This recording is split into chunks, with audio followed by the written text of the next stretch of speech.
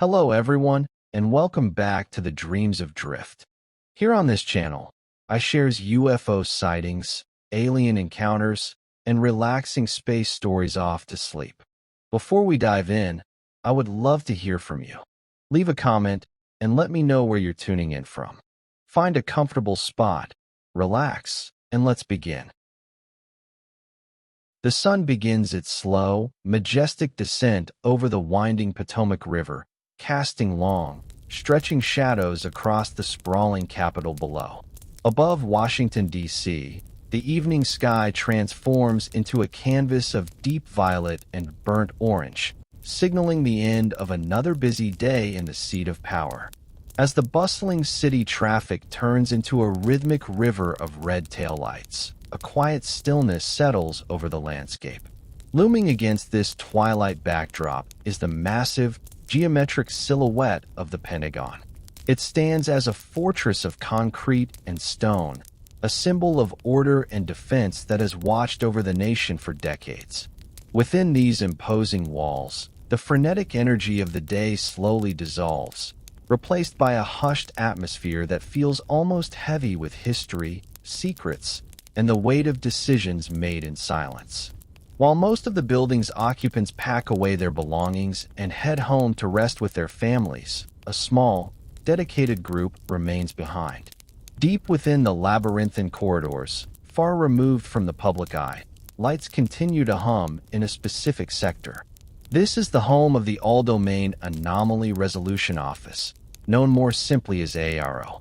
The name itself sounds clinical, perhaps even dry, but the work conducted here touches upon the most profound mysteries of our time. The offices are quiet now. There is no shouting, no dramatic music, only the soft, ambient whir of computer cooling fans and the occasional rustle of paper being turned by a careful hand as they review the files. In this space, the air feels different. It is charged with a silent intensity. On a desk, a cup of coffee sits half-finished, slowly cooling as its owner leans closer to a glowing monitor. These are not the conspiracy theorists of old science fiction movies. They are serious men and women, military veterans, intelligence analysts, and credentialed scientists.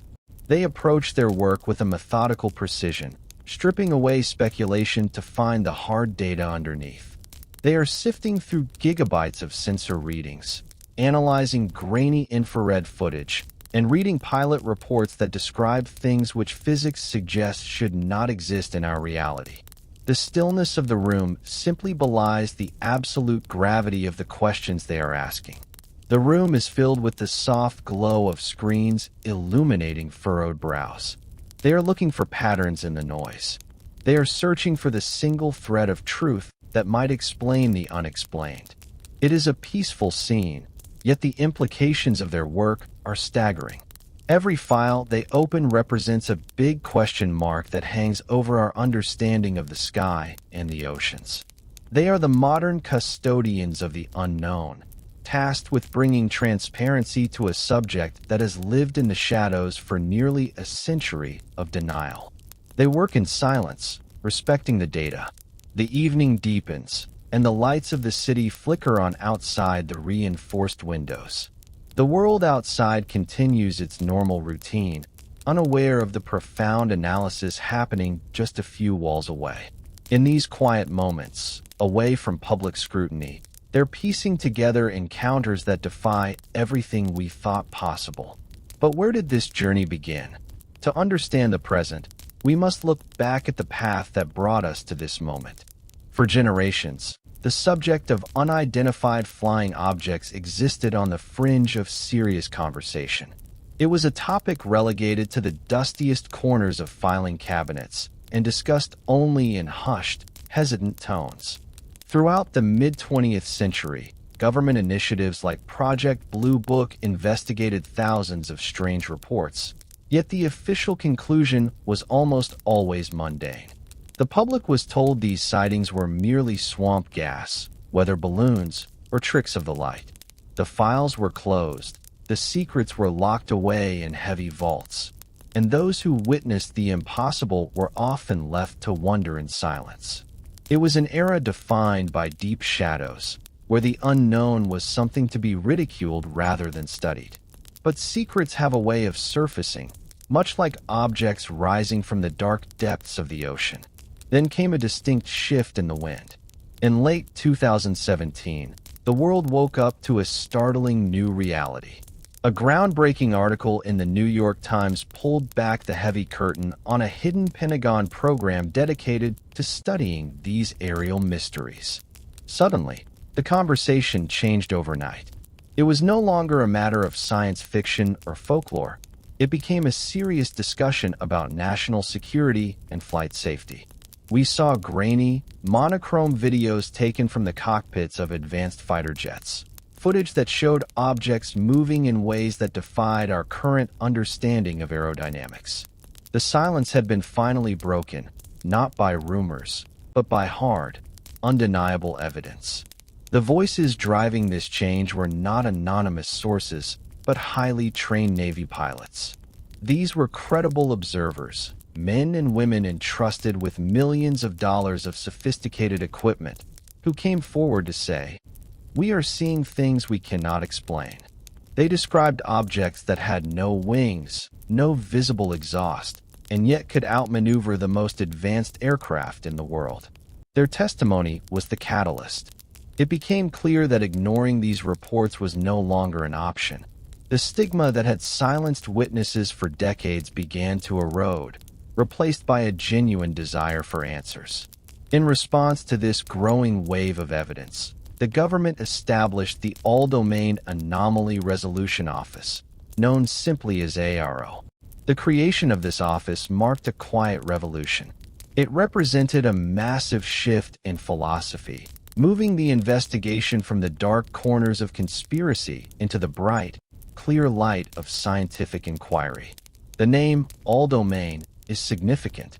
It acknowledges that these anomalies are not just in the sky. They are being observed in space, and even underwater. AARO was built to be a central hub, a sanctuary where reports could be gathered, analyzed, and understood without fear. This transition from shadows to sunlight is about more than just satisfying our curiosity. It is about safety and understanding the complex world around us. AARO represents a methodical, scientific approach to the unknown. It is a promise to look at the data objectively, stripping away the fear to reveal what is actually there. As the experts begin their work, we find ourselves standing at the threshold of a new era. But what exactly does AARO investigate? The answer is more complex and more intriguing than you might imagine. When we gaze up at the velvet canvas of the night sky, dotted with the diamond dust of distant stars, it is easy to feel small. The universe is vast and filled with movement. For centuries, humans have looked up and wondered what might be looking back. Today, our skies are busier than ever before. Satellites trace silent arcs across the darkness. Airplanes ferry passengers to distant cities, and weather balloons drift on high-altitude currents. Most of what we see has a clear explanation. AARO does not chase every light that flickers in the dark. Their mission is one of filtration, separating the known from the unknown. The first step in any investigation is elimination, a process of peeling away the layers of the ordinary. In our modern world, drones buzz over neighborhoods and commercial rockets leave glowing trails. These are technological marvels, but they obey the laws of physics. AARO analysts spend hours identifying these mundane objects, ensuring that a stray party balloon isn't mistaken for something otherworldly. Skepticism is a vital tool here. It ensures that when they do flag a case, it is truly special. It is only when the familiar explanations fail that the real mystery begins to take shape. What truly catches their attention? Experts look for the 5 observables. These are movements that defy logic. Imagine an object hovering perfectly still against hurricane-force winds, motionless as a mountain, only to suddenly accelerate to hypersonic speeds in the blink of an eye. There is no ramp-up, no sonic boom, just instantaneous velocity that would crush a human pilot. Or consider an object with no wings, no tail, and no visible engines, yet it stays aloft, defying gravity with an eerie, silent grace. These are not the movements of a drifting lantern. They are displays of technology that seem like magic. Perhaps the most baffling trait is the ability to travel between environments without pause. We call this transmedium travel. Picture an object streaking through the sky at blistering speed, then plunging directly into the churning ocean without slowing down, without breaking apart, and without making a splash. It moves from air to water as easily as a shadow passes over the ground. It remains invisible to radar, hiding in plain sight, a ghost in the machine. These are the signatures of a true anomaly, behaviors that force even the most seasoned scientists to pause and reconsider what is possible. These events are validated by hard data. We are talking about incidents confirmed by multiple sensors, advanced radar systems, and the visual testimony of highly trained observers. These are not tricks of the light. They represent the stubborn residue of the unexplained, the cases that refuse to fit into our boxes. They invite us to open our minds to a universe that is far stranger than we realized. When all the ordinary explanations fall away, what remains? Let's look at a case that changed everything. On a crisp, clear morning in November 2004, the vast expanse of the Pacific Ocean stretched out like a sheet of polished blue glass off the coast of Southern California. It was a perfect day for flying. The USS Nimitz Carrier Strike Group was conducting routine training exercises, a massive display of naval power maneuvering through the calm waters. High above, the sky was an endless dome of azure, untouched by clouds. Inside the cockpit of his F/A-18 Super Hornet, Commander David Fravor felt the familiar, reassuring hum of his aircraft. He was a veteran pilot, a man who had spent his career mastering the skies, accustomed to the logic and precision of military aviation. But the tranquility of that Tuesday morning was about to be shattered by an enigma that would eventually rewrite the history books. The disruption began not with a visual sighting, but with confusing data. For days, radar operators on the USS Princeton had been tracking strange anomalies, objects dropping from space to sea level in mere seconds. They were ghosts on the screen, defying known flight capabilities. When Fravor and his wingmen were diverted from their training mission to investigate a real-world contact, the mood shifted from routine practice to focused alertness. They were directed to a specific coordinate, a point in the emptiness where the radar claimed something was waiting. As they arrived, the radio chatter was professional and curt, masking the growing curiosity about what could possibly be out here, miles from civilization. Looking down at the ocean surface, Fravor noticed something unusual. The sea was calm that day, yet he saw a patch of churning white water, as if something massive was just below the surface, or perhaps hovering right above it. Then he saw the object. It was stark white, smooth, and shaped like a giant Tic Tac breath mint, approximately 40 feet long. It had no wings, no rotors, no exhaust plumes, and no visible windows. It was simply a pristine, geometric shape floating in the air, seemingly unbothered by gravity. It moved with an erratic, jerky motion, darting back and forth like a ping-pong ball, completely silent amidst the roar of the jets. Driven by a pilot's instinct to understand his environment, Fravor initiated a descent to get a closer look. As he banked his fighter jet down, the object seemed to notice him. In a move that defied aerodynamic logic, it began to mirror his flight path, rising up to meet him in a playful, almost taunting spiral. There was intelligence behind its movement. It wasn't drifting, it was reacting. For a brief moment, the most advanced fighter jet in the U.S. Navy was locked in a dance with technology that looked like it belonged to a different civilization. The encounter stripped away the feeling of superiority usually held by fighter pilots. Here was something faster, agile, and utterly inexplicable. Then, As quickly as the interaction began, it ended. As Fravor tried to cut across the circle to close the distance, the object accelerated. It didn't just speed up, it vanished. In the blink of an eye, it shot away at a velocity that made it disappear from sight instantly, leaving the pilots staring at empty air. It was gone. Fravor was left with the adrenaline of the chase and a mind reeling with questions. He had seen the impossible with his own eyes. Commander Fravor wasn't the only one who saw it that day. What the other sensors recorded would make this case impossible to dismiss. Eyewitness testimony is powerful, but in the rigorous world of scientific investigation, data is king. Human eyes can be tricked by optical illusions or fatigue, but sensors offer a cold, hard objectivity. The fighter jets involved in the Nimitz encounter were not simple machines. They were some of the most sophisticated flying computers ever built. They are wrapped in a skin of sensors, constantly scanning, listening, and recording the environment. This means the encounter wasn't just a story told by a pilot. It was an event captured by an intricate web of electronic eyes that see what we sometimes cannot.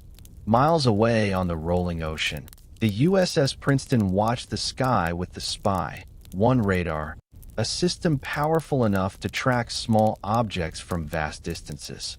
For days, radar screens glowed softly in the dim light of the ship's Combat Information Center. They tracked objects dropping from the edge of space down to the ocean surface in less than a second. This wasn't a glitch. The system was recalibrated and checked, yet the data remained. It was like having dozens of impeccable, silent witnesses who simply cannot be mistaken, all pointing to the exact same impossible conclusion. Visual confirmation came next from the Advanced Targeting Forward-Looking Infrared, or FLIR, pods. This technology sees heat, turning the invisible into a visible spectrum on a display. The footage captured is now famous, a grainy, black-and-white video showing the object hovering and rotating. What is most striking about the footage is what is missing. There is no exhaust plume. There is no heat signature from an engine. In the silent streaming data, we see an object defying the laws of propulsion, hanging in the air with a stability that unnerved the analysts who watched. The strength here lies in the convergence of evidence. It wasn't a single pilot. It was 4 aviators in 2 different aircraft. It was radar operators on a nearby cruiser. It was also the sensors on the jets and the ships, all corroborating the same event simultaneously. When you layer the pilot's visual testimony over the radar tracks and the infrared video, the picture becomes undeniable. The object was real. It occupied physical space. This multi-layered verification strips away the easy explanations of weather balloons or birds, leaving us with a truly solid, tangible mystery. Professional analysis leads to a quiet, profound realization. There is no known aircraft in any inventory that can perform these maneuvers.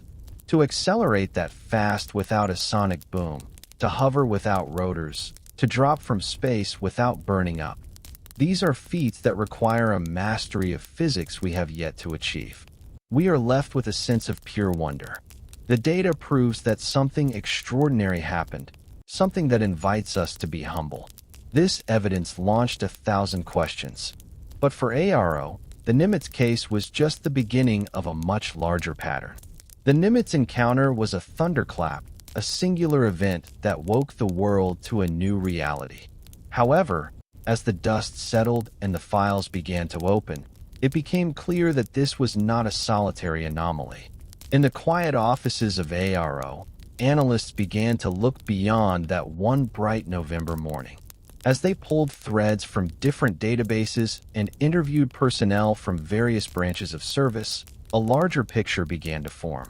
It wasn't just one ship or one squadron. The data points multiplied, stretching across years and spanning the globe. What initially seemed like a rare, lightning strike event was actually part of a persistent, quiet rhythm occurring in our skies. The Nimitz was simply the moment we started paying attention. These encounters were not happening in random, empty voids. A distinct pattern began to emerge from the noise. The reports often clustered around our most advanced technology. Sightings were reported off the stormy Atlantic coast, where gray waves churned beneath training jets. They appeared in the shimmering heat of the Middle Eastern desert, hovering silently over forward operating bases. They were tracked in the restricted airspace above nuclear facilities, watching with a silent, detached interest. From the sun-drenched waters of the Pacific to the cold, dark depths of the North Atlantic, the backdrop changed, but the inexplicable nature of the phenomena remained constant. It was as if these objects were studying us, drawn to the places where humanity displays its greatest power. While some cases have been released to the public, creating headlines and sparking debates, many more remain locked behind the heavy doors of classification. This isn't necessarily a sinister cover-up, but a precaution to protect the sensors used to capture the data. Yet, even in the shadows of these classified files, the mystery deepens. AARO is engaged in a patient, methodical assembly of a colossal puzzle. Each report is a piece, jagged and strange. Some pieces are metallic spheres floating against the wind. Others are triangles moving silently through the night. Humanity is collectively trying to solve a riddle that has been written in the sky, using science and patience as our only tools. The variety of the reports is dizzying at first. Pilots describe shapes ranging from cubes encased in spheres to sleek, wingless cylinders. But beneath the surface differences, the core behavior remains hauntingly consistent.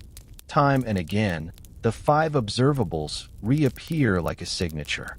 Whether seen by a pilot in 2004 or a drone operator in 2023, the objects move with a physics-defying arrogance. They stop instantly. They accelerate without effort. They slide between air and water. It is this behavioral DNA that links the cases together, suggesting we are observing a unified phenomenon rather than random errors. This is the quiet work of investigation, sifting through the noise to find the signal. We are learning that the sky is not as empty as we once thought.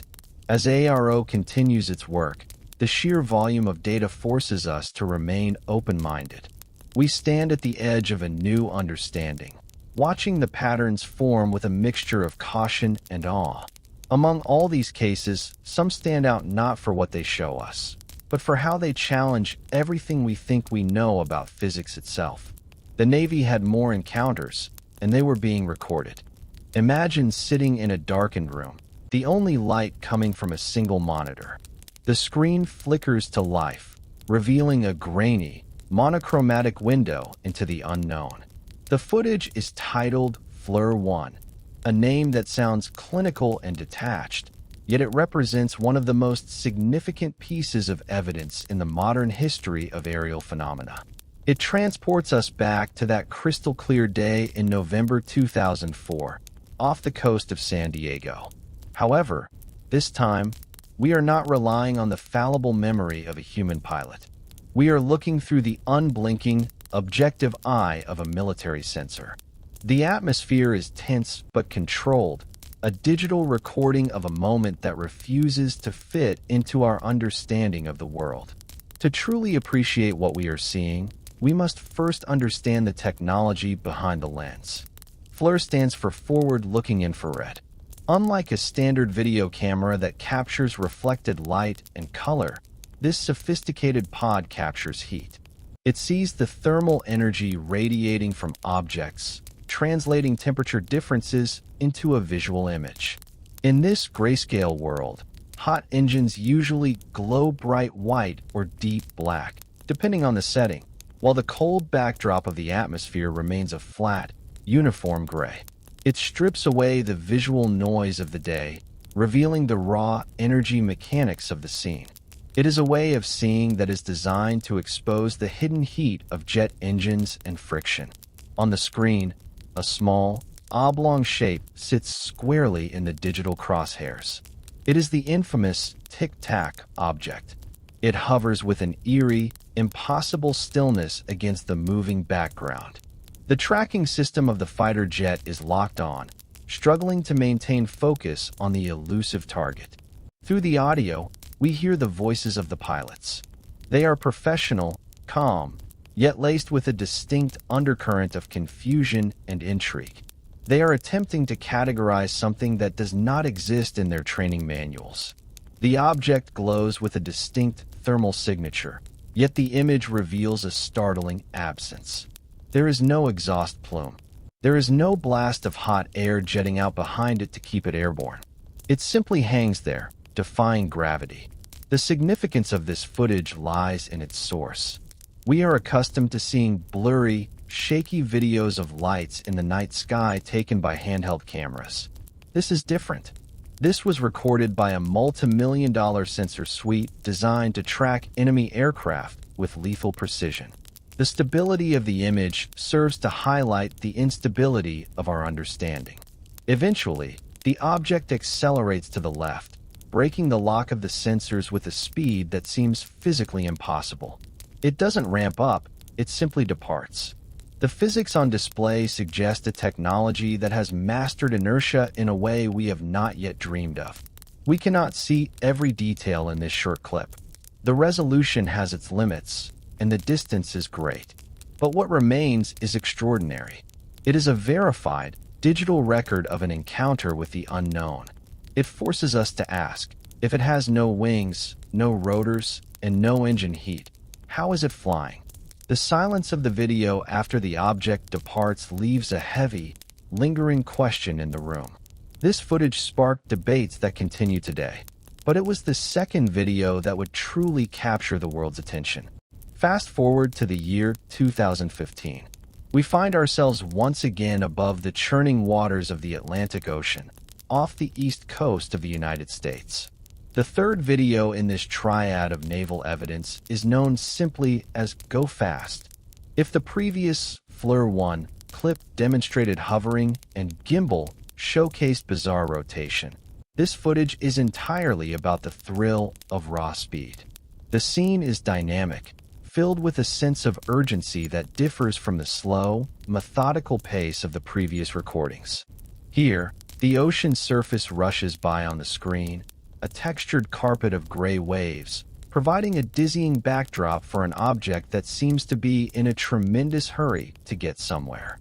On the glowing infrared display, we see a small, white sphere. It is barely more than a dot against the vastness of the sea, yet it commands the full attention of the jet's sophisticated sensor suite.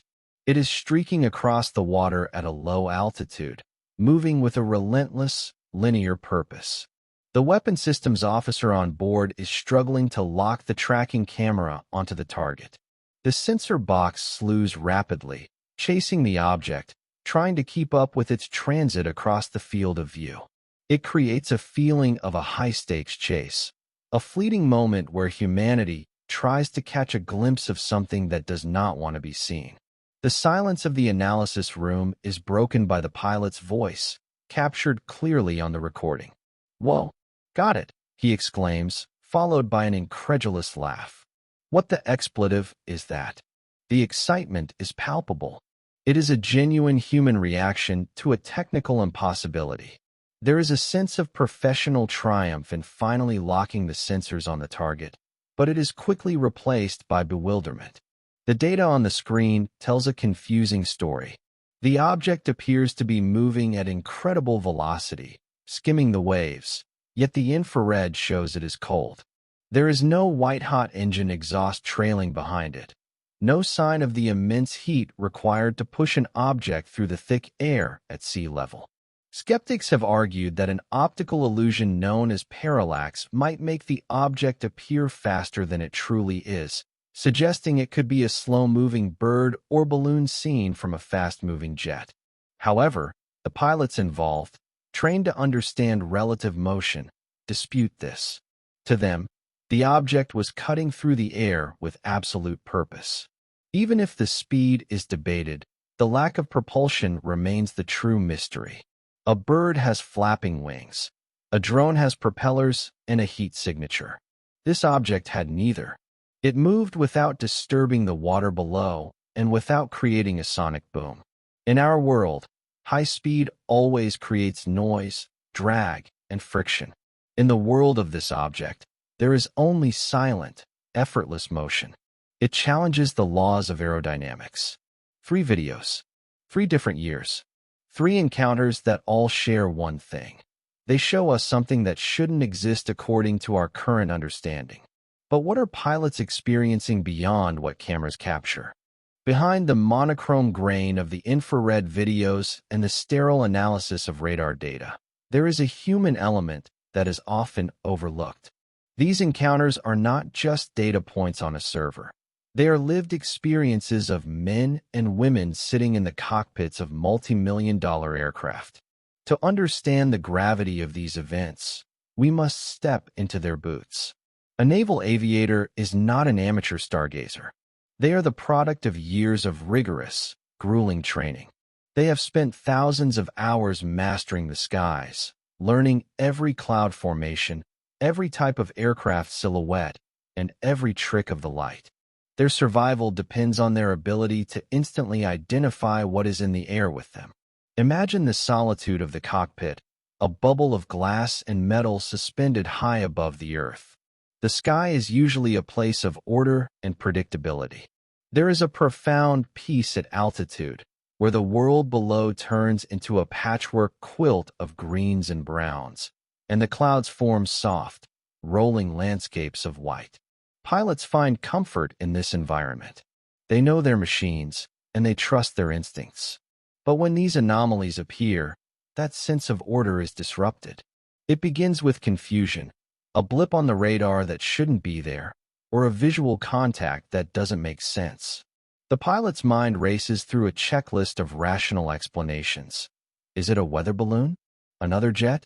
A piece of debris? When those explanations fail, a deeper realization sets in.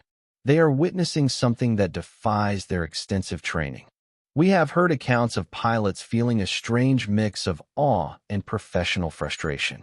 They are at the controls of the most advanced fighting machines on the planet, yet they are watching objects that outmaneuver them with insulting ease. It is a humbling experience. It challenges the inherent confidence that comes with being a fighter pilot. The camaraderie in the squadron-ready room becomes vital here. In hushed tones after missions, over cups of coffee, they share their stories, realizing they are not alone. "Did you see that?" becomes a bond, a shared secret among the elite. For years, a heavy silence hung over these encounters. The fear of ridicule was a powerful silencer. Reporting a UFO could mean being grounded, losing flight status, or becoming the butt of jokes. Many chose to stay quiet, keeping their questions to themselves. But the release of the videos and the establishment of AARO brought a wave of relief. Finally, the Pentagon was saying, "We see it too." The stigma began to lift, transforming these pilots from silent witnesses into crucial explorers of a new frontier. They are not frightened. They are curious. They want to know who is operating in their domain. These encounters didn't just challenge pilots. They challenged the military's understanding of our own airspace. What happened when they tried to investigate further? The United States military operates on a strict foundation of absolute control and total situational awareness. In the designated training ranges off the American coasts, every square mile of sky is meticulously accounted for.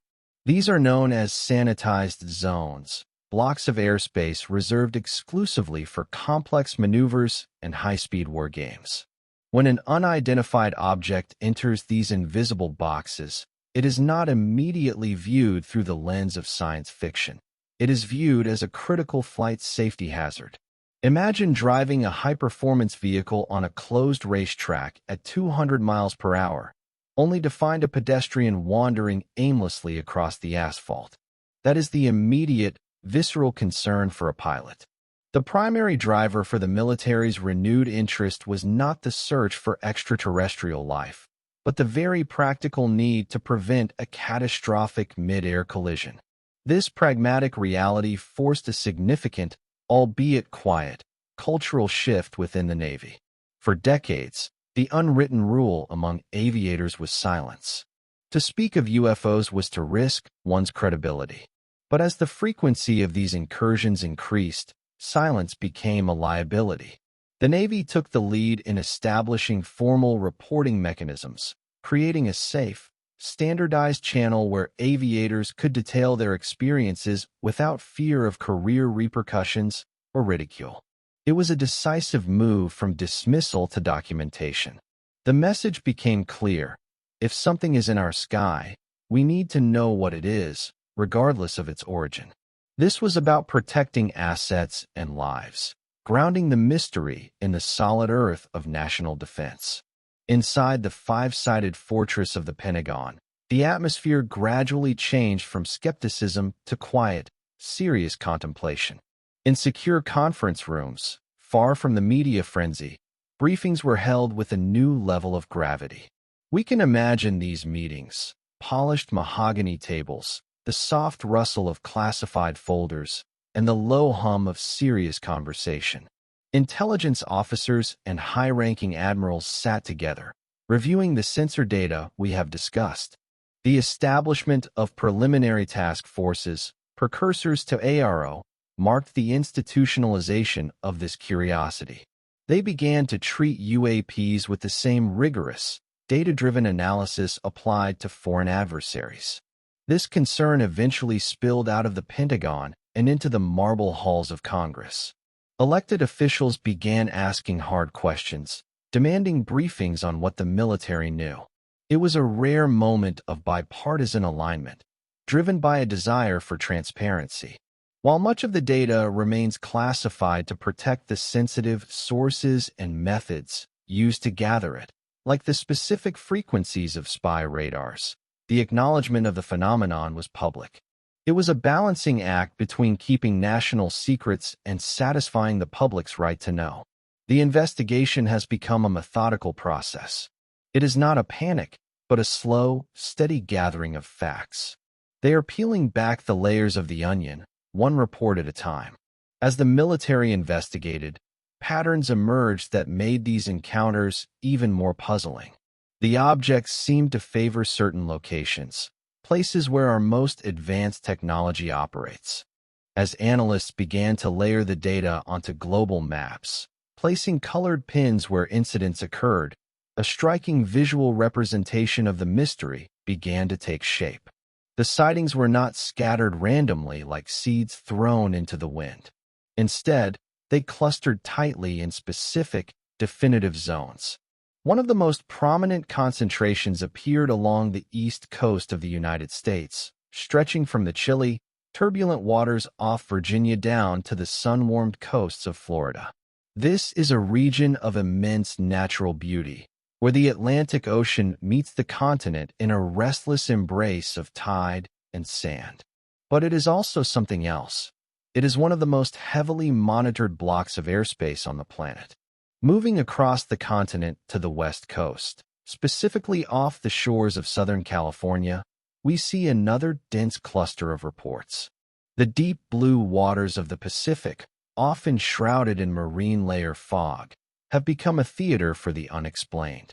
What links these coastal regions is not just their proximity to the ocean, but their function. These are the playgrounds of the most advanced military technology in existence. They are training ranges, sanitized zones where nuclear-powered aircraft carriers and next-generation fighter jets test their limits. It appears that wherever humanity concentrates its most potent technology, these anomalies are sure to follow. This correlation leads to a profound chicken and egg question that strategists and scientists are still debating in quiet rooms. Are these objects specifically attracted to our technology? Do they gather around our nuclear fleets and advanced radar systems like curious observers watching a science experiment? Or is the answer more mundane? Perhaps these objects are everywhere, all the time, and we only see them in these specific zones because that is where our eyes are sharpest. It is akin to shining a flashlight into a dark forest. You only see what is in the beam, but that doesn't mean the rest of the forest is empty. However, the pattern is not limited to American borders. Reports from allied nations and international waters suggest this is a global phenomenon. In the North Sea, over the Mediterranean, and across the vast expanses of the Pacific Rim, other navies are encountering similar metallic spheres and silent, fast-moving craft in their own training zones. The descriptions of the environment are always similar: vast, open ocean spaces, clear radar coverage, and the presence of high-value naval assets. It paints a picture of a phenomenon that is monitoring our technological progress on a planetary scale. We are left with a puzzle that spans the globe. The consistency of the location data suggests intent. These are not random atmospheric glitches. They are persistent visitors to our most sensitive backyards.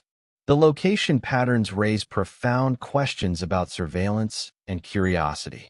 But perhaps nothing is more puzzling than when these objects do something that should be physically impossible, traveling between worlds we thought were separate.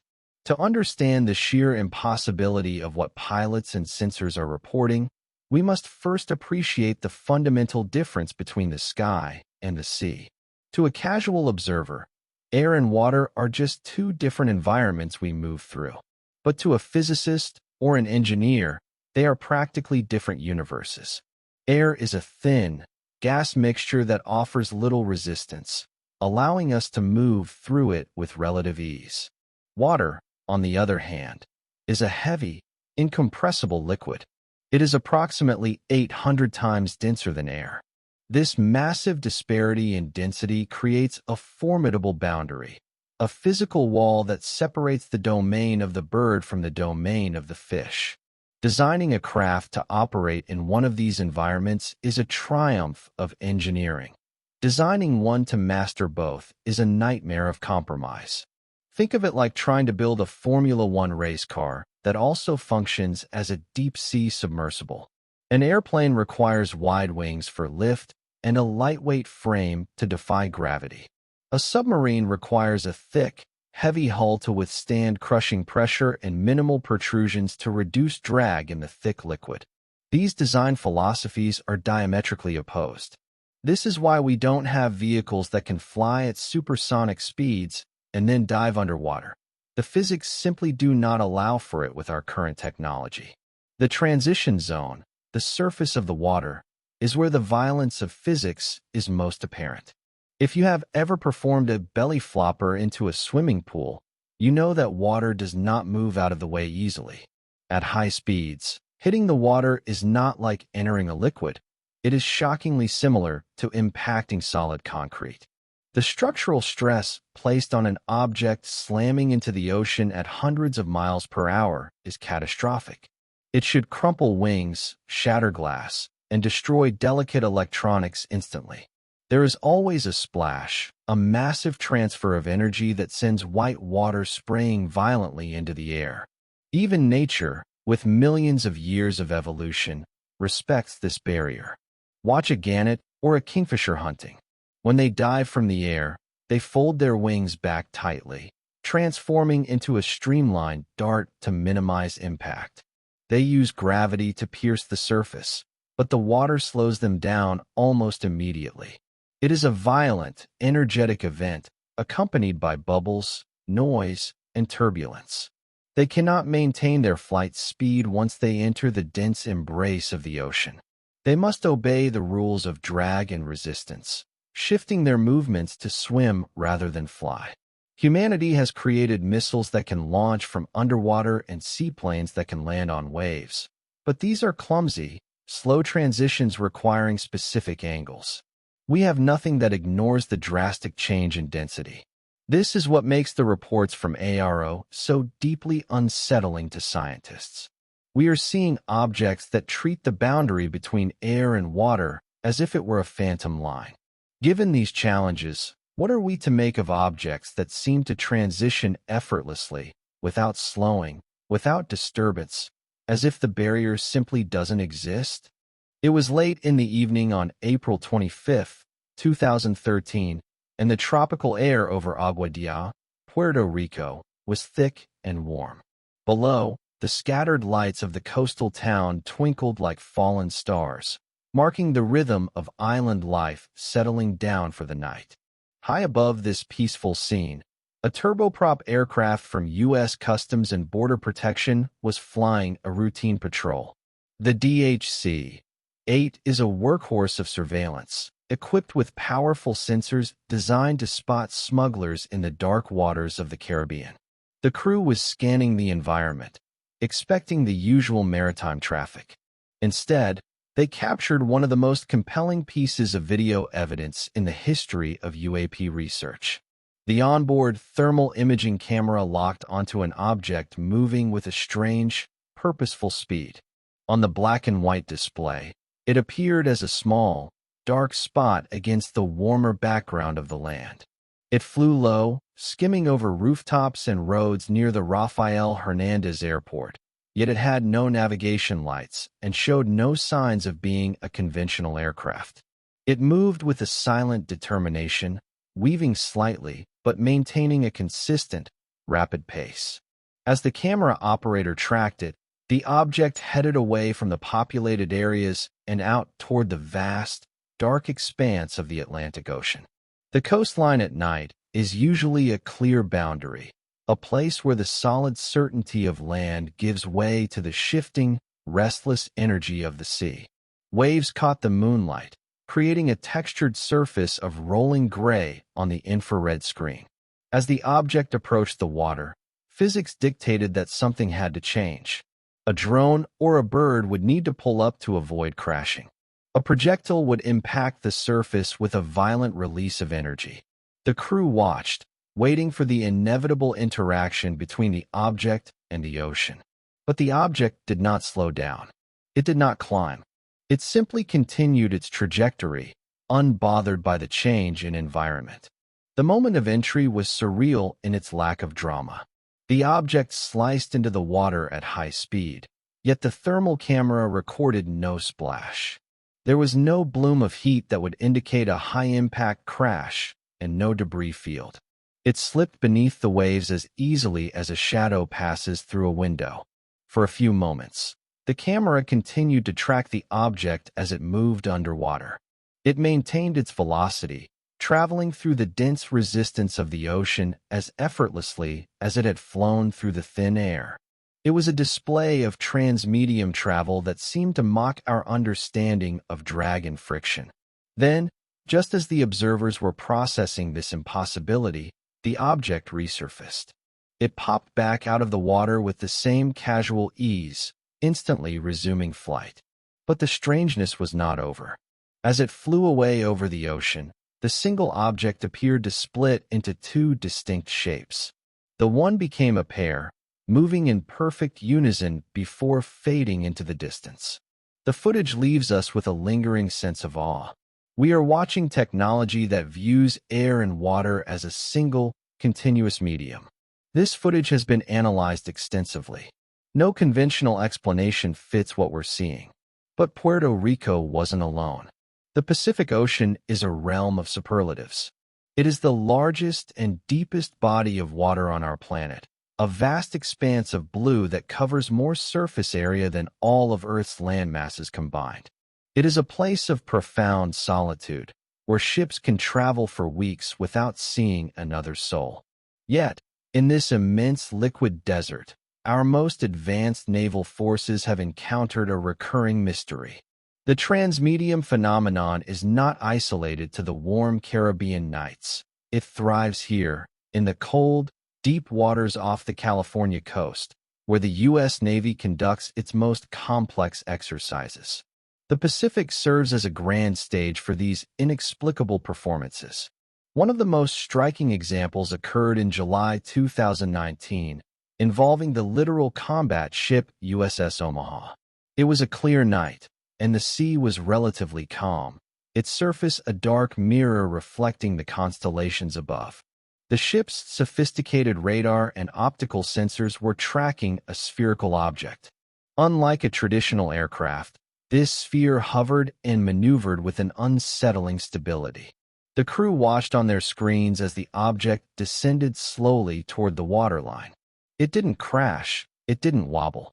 It simply lowered itself until it met the ocean, disappearing beneath the surface with a gentle splash that belied its size and nature. Immediate searches were conducted. If an aircraft had gone down, there should have been debris, floating seats, oil slicks, or pieces of fuselage. But the search yielded nothing. The object had not been destroyed. It had simply changed its mode of travel. It had transitioned from the domain of radar to the domain of sonar. This incident is part of a broader pattern reported by multiple vessels operating in the region. Sailors and officers describe objects that treat the air-water boundary as irrelevant, moving between the two environments with a fluidity that our current physics cannot explain. Submariners, the silent watchers of the deep, add another layer to this puzzle. There are reports, often discussed in hushed tones, of sonar contacts moving at speeds that are impossible for known underwater vehicles. A torpedo or submarine moving at high velocity creates cavitation, a noisy disturbance in the water. Yet these objects, sometimes dubbed unidentified submerged objects, are tracked moving at hundreds of knots without the acoustic signatures we expect. They appear on sonar screens, execute maneuvers that would crush a steel hull, and then vanish or ascend rapidly toward the surface. Surface vessels have also reported the reverse, objects erupting from the water and shooting directly into the stratosphere. Picture standing on the deck of a ship at night, watching a luminous object break the surface tension and ascend into the stars without pausing to shake off the water.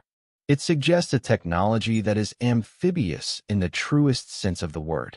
The Pacific encounters suggest something extraordinary about our oceans. What might exist beneath those dark waters, unseen by satellites and surface vessels? As we attempt to explain the unexplainable, we must step cautiously into the realm of speculation. We are leaving the solid ground of known engineering and venturing into the theoretical frontier where imagination meets mathematics. The behavior of these transmedium objects forces us to ask a fundamental question. How can a physical object ignore the density of water? The answer likely lies not in better engines, but in a completely different approach to movement. We are looking at technology that doesn't fight the environment, but rather manipulates it to its will. One of the most compelling theories is the concept of field propulsion. Imagine a craft that does not push against the air or water with propellers or jets. Instead, it generates a field, perhaps electromagnetic or gravitational, that surrounds the hull like a protective bubble. Inside this bubble, the craft exists in its own local environment, unaffected by external forces. To the outside world, the object appears to be moving through water, but physically, the water is flowing around the field, never actually touching the craft itself. This would explain the lack of a splash, the absence of friction, and the eerie silence. It is like moving through a crowded room without ever brushing against another person. Humanity has dabbled in similar concepts with a technology known as supercavitation. We have developed torpedoes that can travel at incredible speeds underwater by encasing themselves in a bubble of gas. This reduces skin friction, allowing the weapon to effectively fly through the ocean. However, our version is violent, noisy, and requires massive rocket engines to sustain the gas bubble. The objects observed by the Navy operate with an elegance that suggests a mastery far beyond our current capabilities. They do not brute force their way through the water. They seem to slip through it, as if the molecules simply part ways to let them pass. There is also the matter of materials. To transition from the low pressure of the upper atmosphere to the crushing weight of the deep ocean instantly would shatter most known substances. A standard submarine hull would buckle under the sudden stress of such a rapid descent. These objects imply the existence of smart materials that can adapt their molecular structure in real time, or perhaps the energy field itself acts as the ultimate shield. It suggests an engineering prowess that turns the harsh realities of physics into manageable variables to be controlled. Rather than fearing these capabilities, we can view them as a glimpse into the future of physics. History is filled with things that were once considered impossible: heavier-than-air flight, wireless communication, splitting the atom, until they became reality. Science is a constantly expanding circle of light in the darkness. What we are seeing may simply be the next layer of the onion, waiting for us to understand it. Whether these objects represent unknown natural phenomena, classified human technology, or something more exotic, one question persists. Why haven't they been seen before now? Or have they? The ocean has always been a place of profound mystery, a mirror reflecting the unknown back at those brave enough to traverse it. When we look at modern sensor data from advanced warships, it is tempting to think this is a new phenomenon, a byproduct of the nuclear age.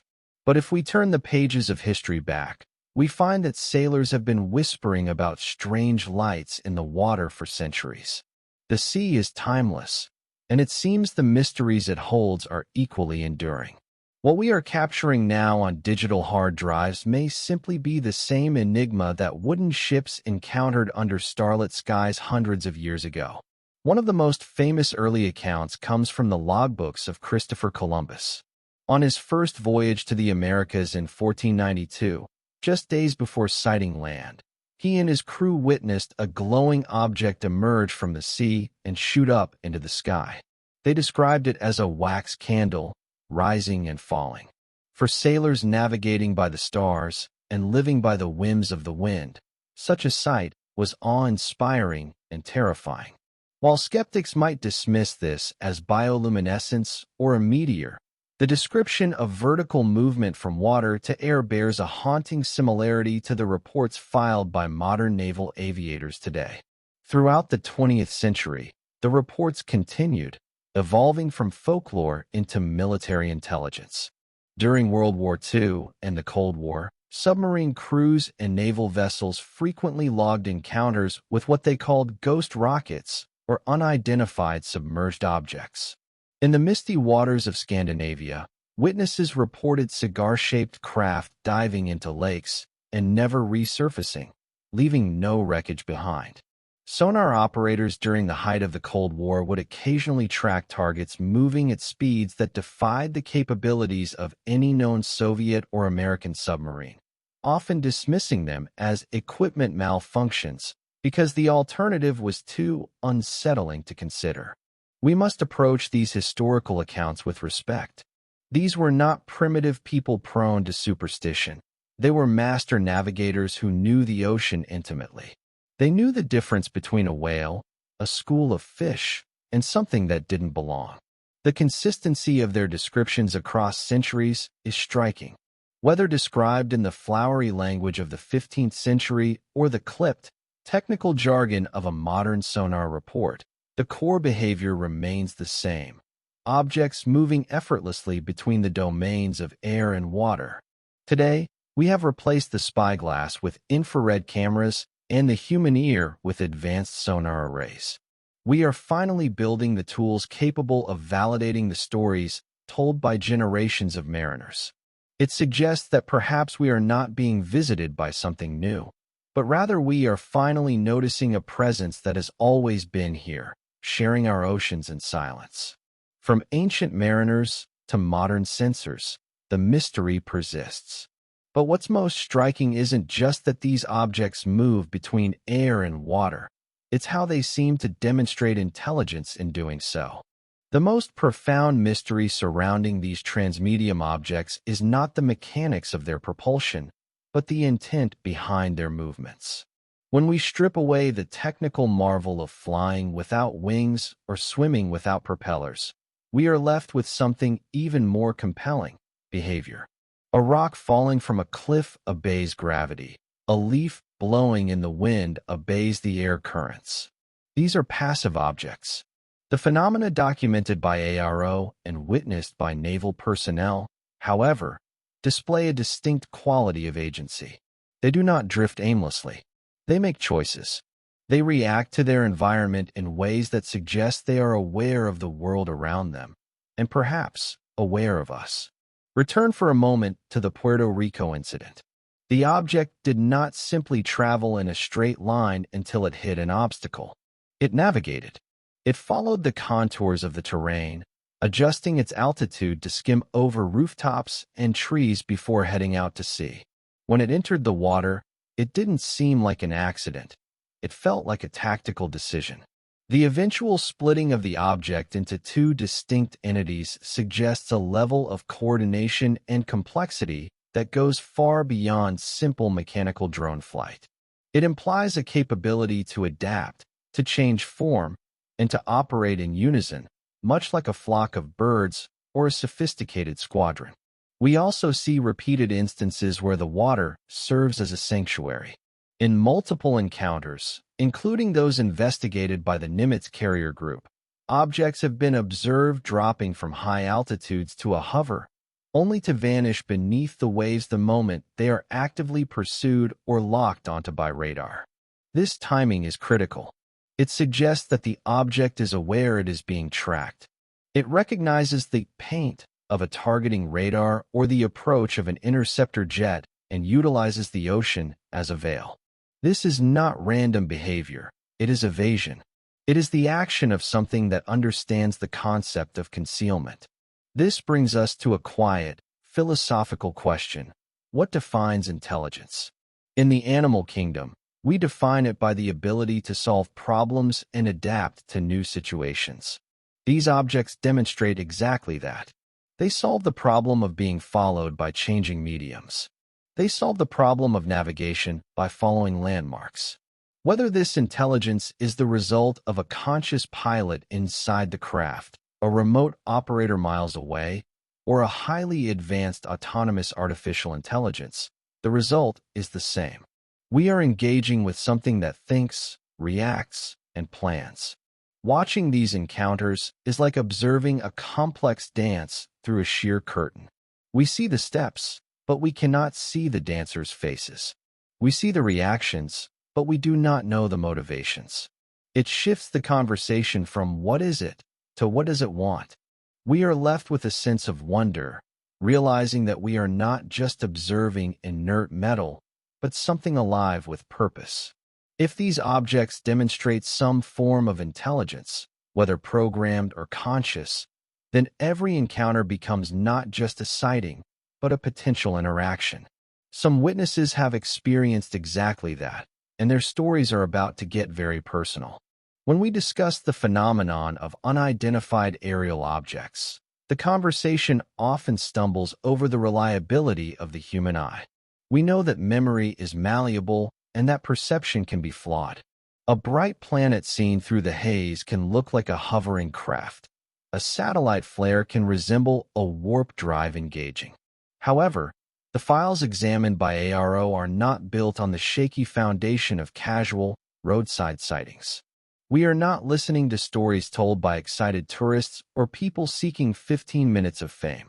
We are listening to the voices of the most highly trained observers on the planet: military pilots, radar operators, and intelligence officers.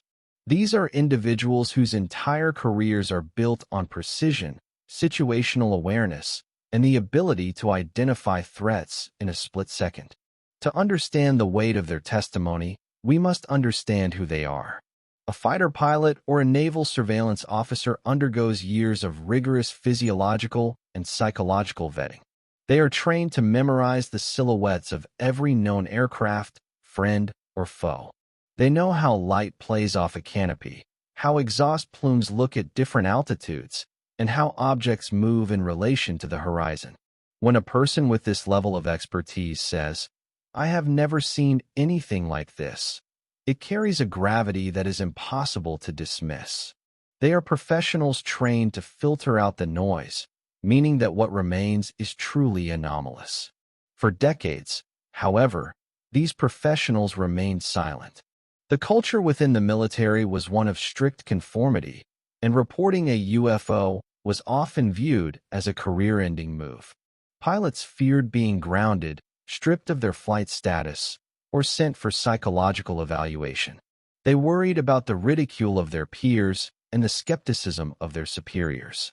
It took immense courage for the first few to step forward and break that silence. They risked their reputations to report what they saw, driven by a duty to safety and a need to understand the inexplicable.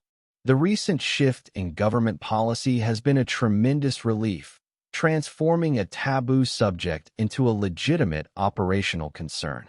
Crucially, these accounts rarely stand alone. In the cases AARO investigates, the human testimony is the final piece of a much larger puzzle. When a pilot describes a white object accelerating instantly, that report is often backed by radar data, showing the same acceleration and infrared video capturing the heat signature. It is a triangulation of truth. Furthermore, there is a haunting consistency in the reports. Independent witnesses, separated by oceans and decades, describe the exact same behaviors.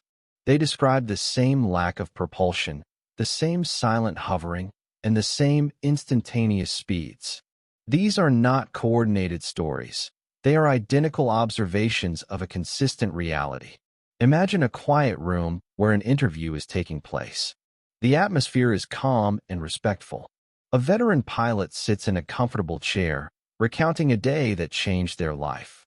Their voice is steady, their language measured and technical. They are not trying to convince anyone of aliens. They are simply reporting the facts of an engagement with the unknown. They are everyday people who found themselves thrust into an extraordinary moment, standing at the edge of human understanding. Their professionalism turns these stories from folklore into data. Among these credible voices, some testimonies stand out not just for what was seen, but for the profound effect these encounters had on those who experienced them. Let's hear their stories. Commander David Fravor was not a man easily rattled. As a graduate of the Navy's elite Top Gun program and a pilot with 18 years of experience, he had spent his life mastering the art of aerial combat. He knew the capabilities of every aircraft in the sky, friend or foe. On that bright November morning in 2004, the world made sense. The sky was his office, a place of order and rules. The USS Nimitz Carrier Strike Group was conducting routine exercises off the coast of San Diego. For Fravor, the mission began like hundreds before it. The Pacific Ocean was a calm, sprawling blue sheet beneath a cloudless dome, offering perfect visibility for a standard training flight.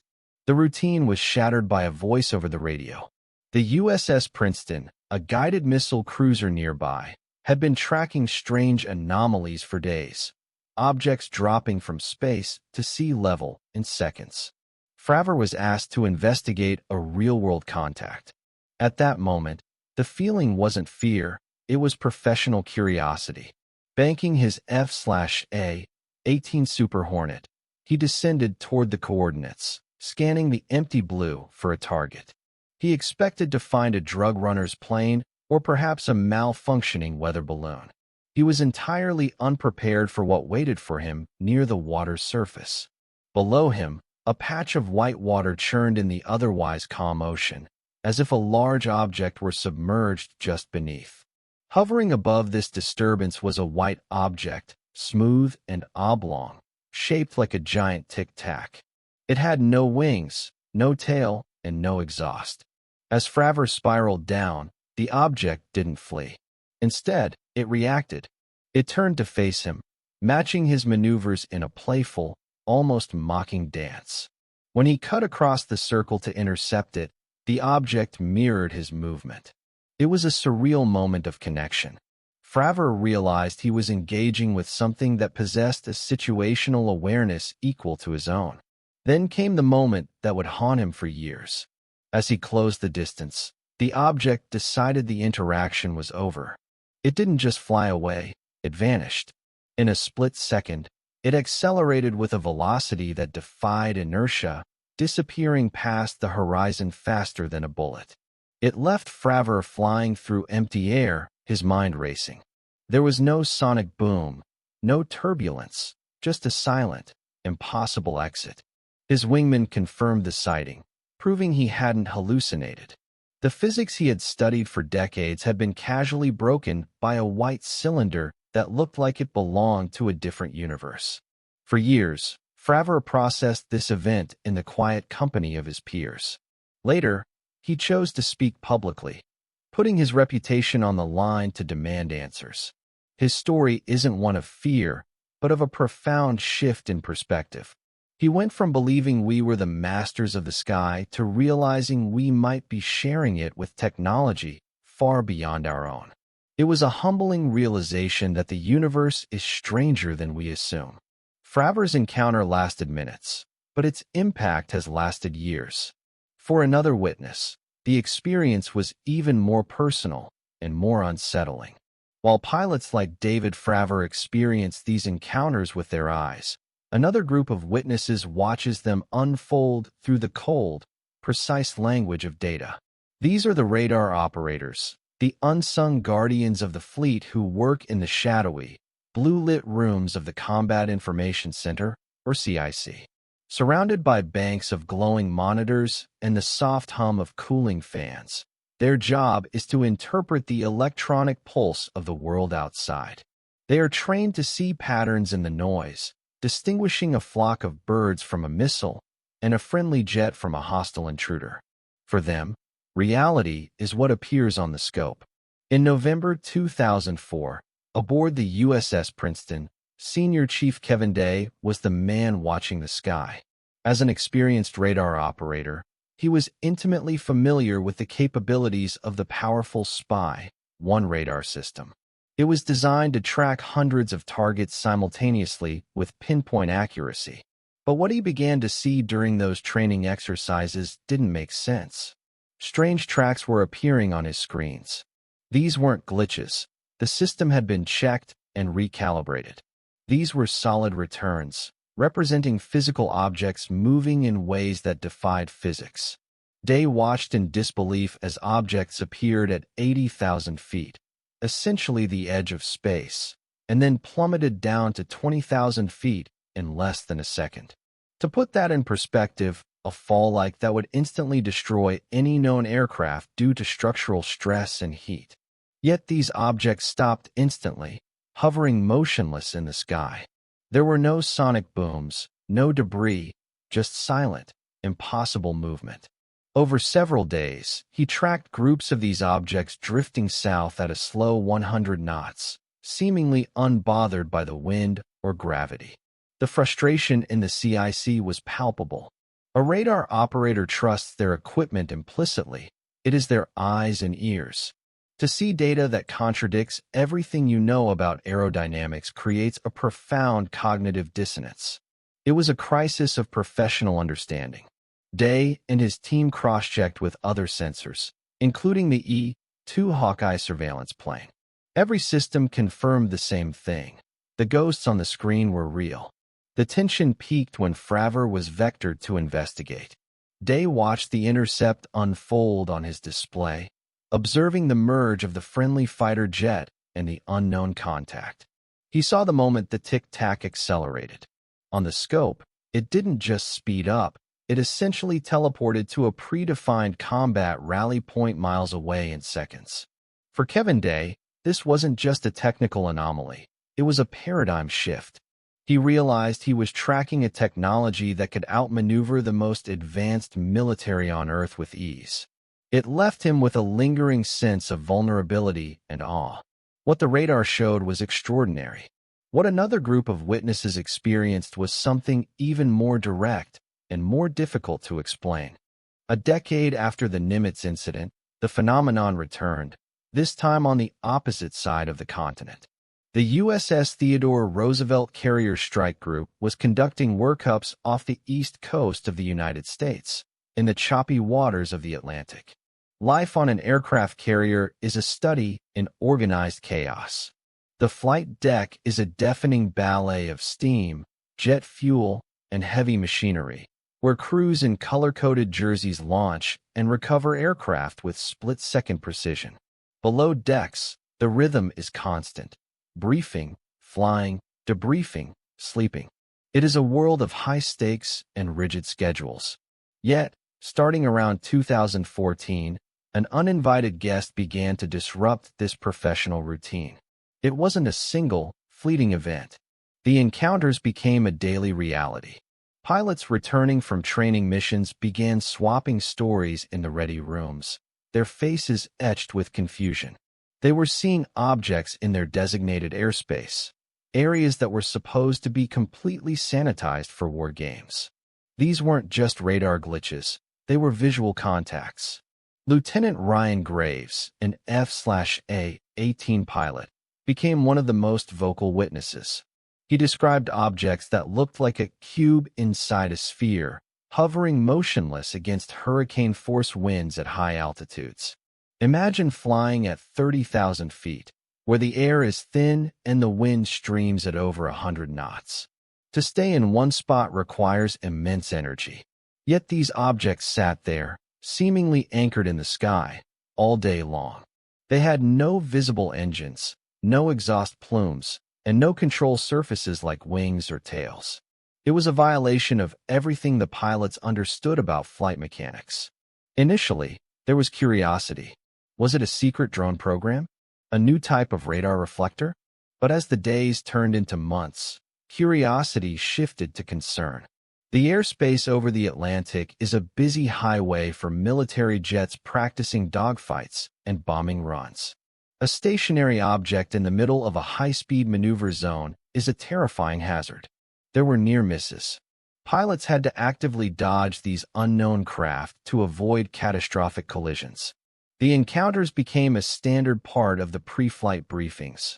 Watch out for the cubes. It was absurd, yet dangerously real. The squadrons held meetings, trying to rationalize what they were seeing. Weather balloons drift with the wind. These stayed put.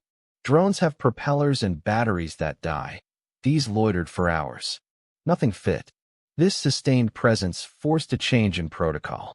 It wasn't just a spooky story anymore. It was a flight safety issue. The pilots, led by professionals like Graves, utilized new reporting channels to document the incidents systematically. The relief was palpable when the Navy acknowledged the reports, validating that the pilots weren't imagining things. It confirmed that our airspace was being shared by something that watched our most complex exercises with a persistence that bordered on bold. The Roosevelt encounters weren't isolated moments, but sustained presence, as if something was observing military training exercises with the same interest the Navy had in it. But what happens when the encounter is even closer?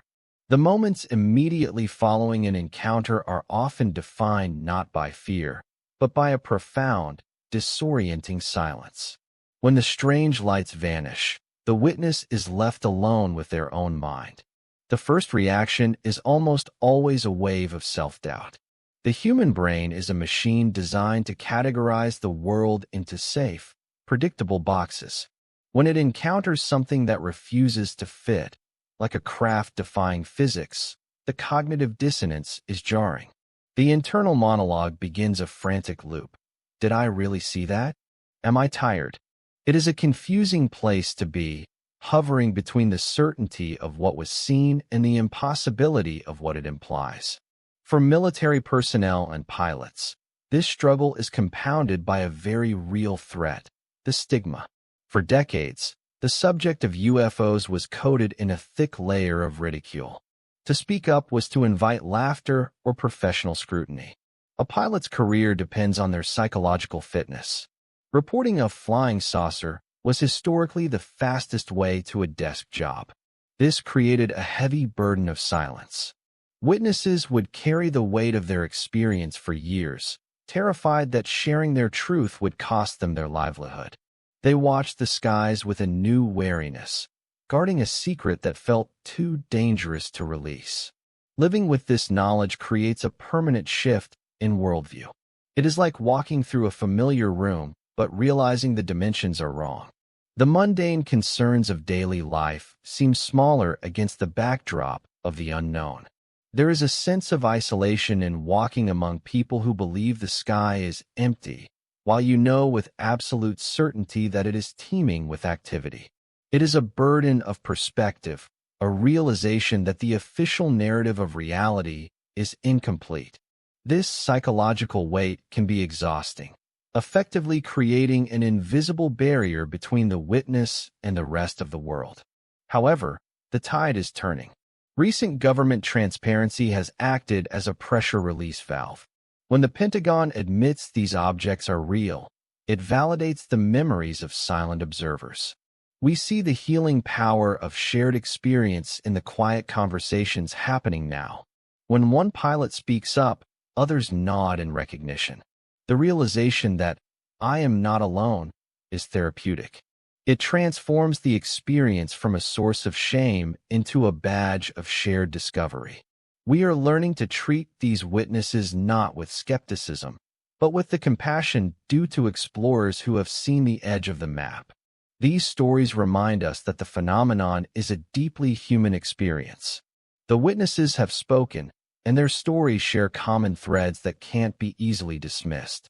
But testimony is just one piece of a larger puzzle, one that includes evidence that goes beyond human perception. The human voice is powerful, but in a court of law and in the laboratories of science, physical evidence is the ultimate arbiter. While stories can be embellished or memories can fade, a scorch mark on the ground or a corrupted hard drive tells a story that remains frozen in time.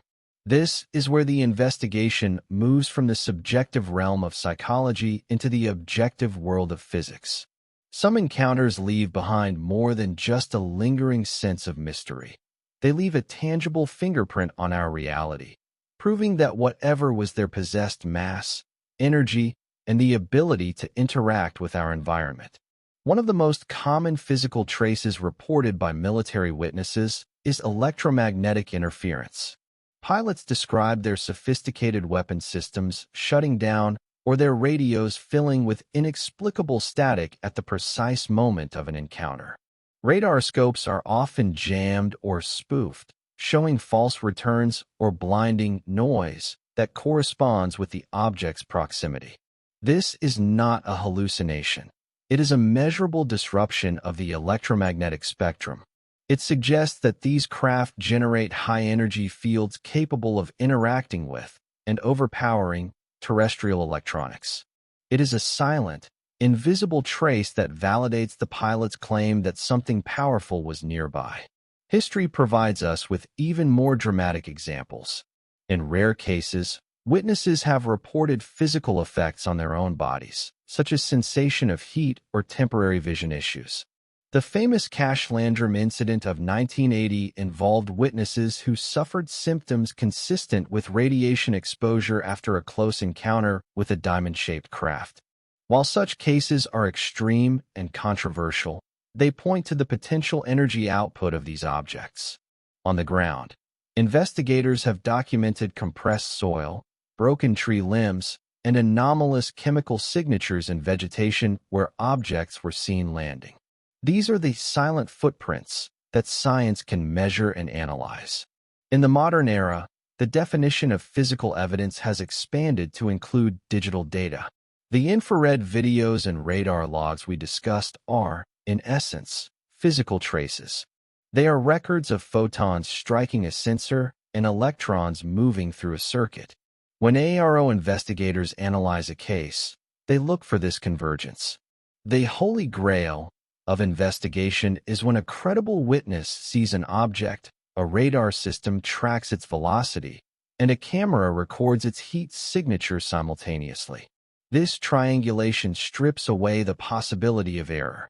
It confirms that the witness was not just seeing a light in the sky, but a solid object interacting with the physical world. This scientific approach provides a comforting layer of validation for the witnesses. It moves the conversation away from belief and toward biology and physics. AARO's mandate includes the collection and analysis of these materials, turning folklore into forensic science. Witnesses and evidence paint a compelling picture, but behind both lie questions that touch the deepest aspects of government secrecy and public trust. The history of official denial is about to become crucial to understanding where we are today. In the crisp spring of 1952, the United States Air Force officially launched Project Blue Book. To the American public, this appeared to be a robust, scientific attempt to solve the riddle of the flying saucers that had captivated the nation. It was presented as a dedicated office where reports would be filed, analyzed, and explained. The project was headquartered at Wright-Patterson Air Force Base, a location that would soon become synonymous with mystery. On the surface, Blue Book was an open invitation for citizens to share their experiences. However, beneath the veneer of scientific inquiry, the project operated with a very specific, unspoken mandate. Its primary goal was not necessarily to find the truth, but to maintain social order and quell public anxiety. At the center of this bureaucratic storm was Dr. J. Allen Hynek, a respected astronomer initially brought on as a scientific consultant. In the early days, Hynek was the ultimate skeptic. His job was to find the mundane explanations hiding behind the extraordinary claims. For years, he dutifully categorized sightings as misidentified stars, weather balloons, or atmospheric oddities. The internal culture of Blue Book was dismissive. If a case could not be easily explained, it was often labeled with a best guess or ridiculed until it went away. The machinery of the project was designed to process reports, stamp them as solved, and file them away in the dusty archives of history. However, as the years dragged on, a quiet transformation occurred within Hynek himself. He began to realize that while 90% of cases were indeed misidentifications, there remained a stubborn residue of reports that defied conventional logic. These were the unknowns, cases involving credible witnesses and radar confirmation that simply could not be dismissed as swamp gas.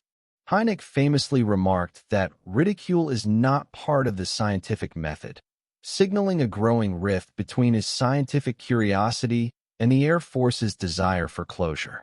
He saw data that warranted deep study, while his superiors saw a public relations problem that needed to disappear.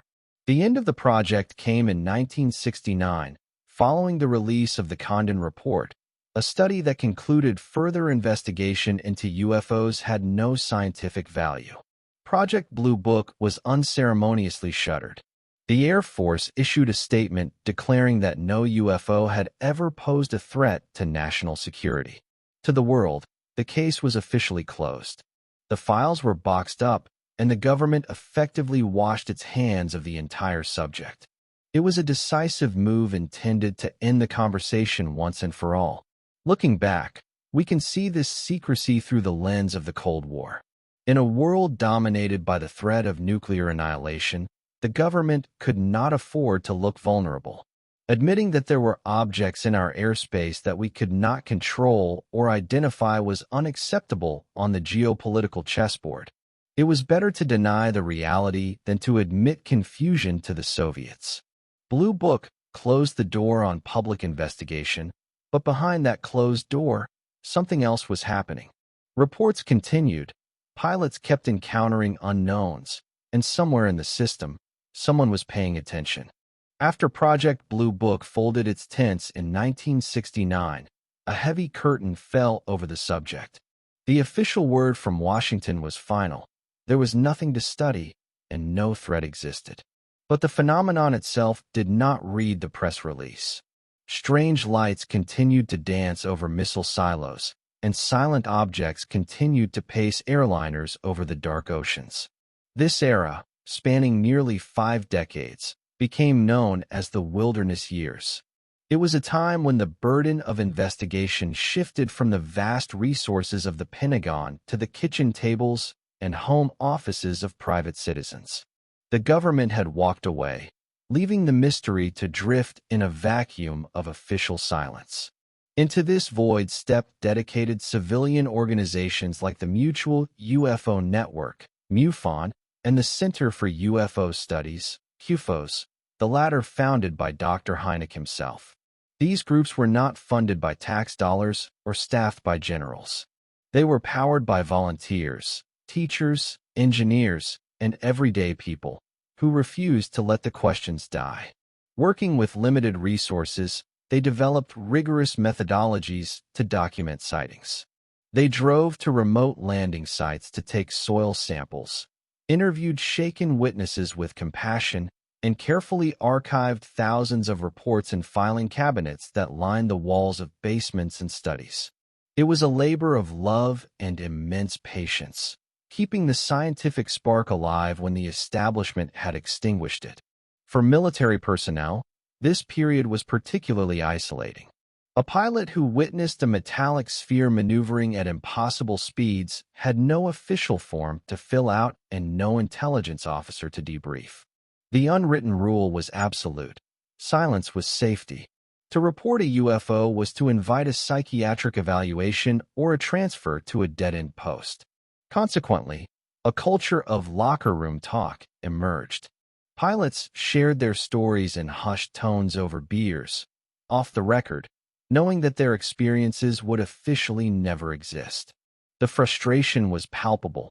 They were seeing things that defied logic, yet the institutions they served pretended the sky was empty. Despite the official blackout, the phenomenon occasionally broke through in ways that were impossible to ignore. In March 1997, thousands of people in Phoenix, Arizona, witnessed massive lights gliding silently over the city and surrounding mountains.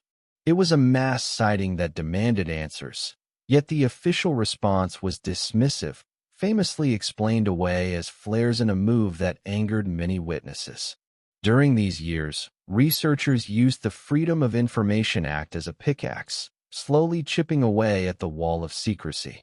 Bit by bit, redacted documents emerged, revealing that while the public inquiry had ended, the military's interest had never truly waned. This long period of exile was not in vain. It laid the necessary groundwork for what was to come. The archives built by civilians and the persistent pressure of FOIA requests created a reservoir of data that could not be held back forever. The silence was becoming unsustainable. The disconnect between what people were seeing and what the government was saying was growing too wide to bridge. For nearly 50 years, the official stance was indifference. Then, in 2017, everything changed with a single newspaper article that would force the Pentagon's hand. On the morning of December 16, 2017, the world woke up to a headline that seemed to belong in a science fiction novel rather than on the front page of the nation's most prestigious newspaper. The New York Times published a piece titled "Glowing Auras and Black Money: The Pentagon's Mysterious UFO Program." It was a moment of cognitive dissonance for millions of readers. For decades, the official narrative had been one of dismissal and ridicule. Yet here, in black and white, was a sober, detailed account revealing that the Department of Defense had not only never stopped looking, but had spent millions of dollars investigating encounters that defied explanation. The silence of the wilderness years was shattered in a single news cycle. The article pulled back the curtain on a shadowy initiative known as the Advanced Aerospace Threat Identification Program, or ADIP. Buried deep within the Pentagon's budget was a $22 million allocation, hidden under the vague label of black money, essentially funding that is invisible to the public and most of Congress. Unlike Project Blue Book, which was a public-facing effort, ADIP operated in the dark. Its mission was to investigate the modern military encounters we have discussed, objects that moved at hypersonic speeds without visible propulsion. The revelation was staggering. While public officials were denying the existence of UFOs, private contractors and intelligence officers were actively analyzing them. Central to this disclosure was the figure of Luis Elizondo, a career military intelligence officer who had run the program. Elizondo was not a conspiracy theorist. He was a man with high-level security clearances and a serious resume. He had resigned from his post in protest, frustrated by what he saw as excessive secrecy and bureaucratic roadblocks preventing the information from reaching the right people. His involvement lent the story an air of undeniable credibility. This wasn't a leak from an anonymous source. It was a statement from the man who had held the keys to the files. He confirmed that the phenomena were real and that they remained unidentified. Perhaps even more impactful than the text were the videos that accompanied the digital release of the article. For the first time, The general public saw the Gimbal and FLIR 1 footage.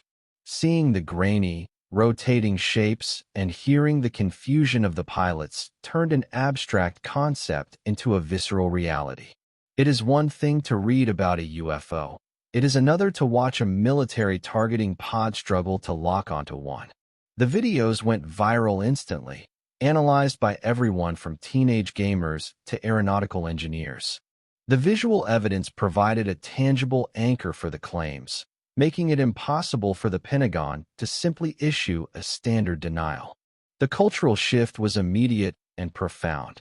For researchers who had spent decades in the wilderness, enduring mockery and dismissal, this was a moment of supreme vindication. For skeptics, it was a shock to the system.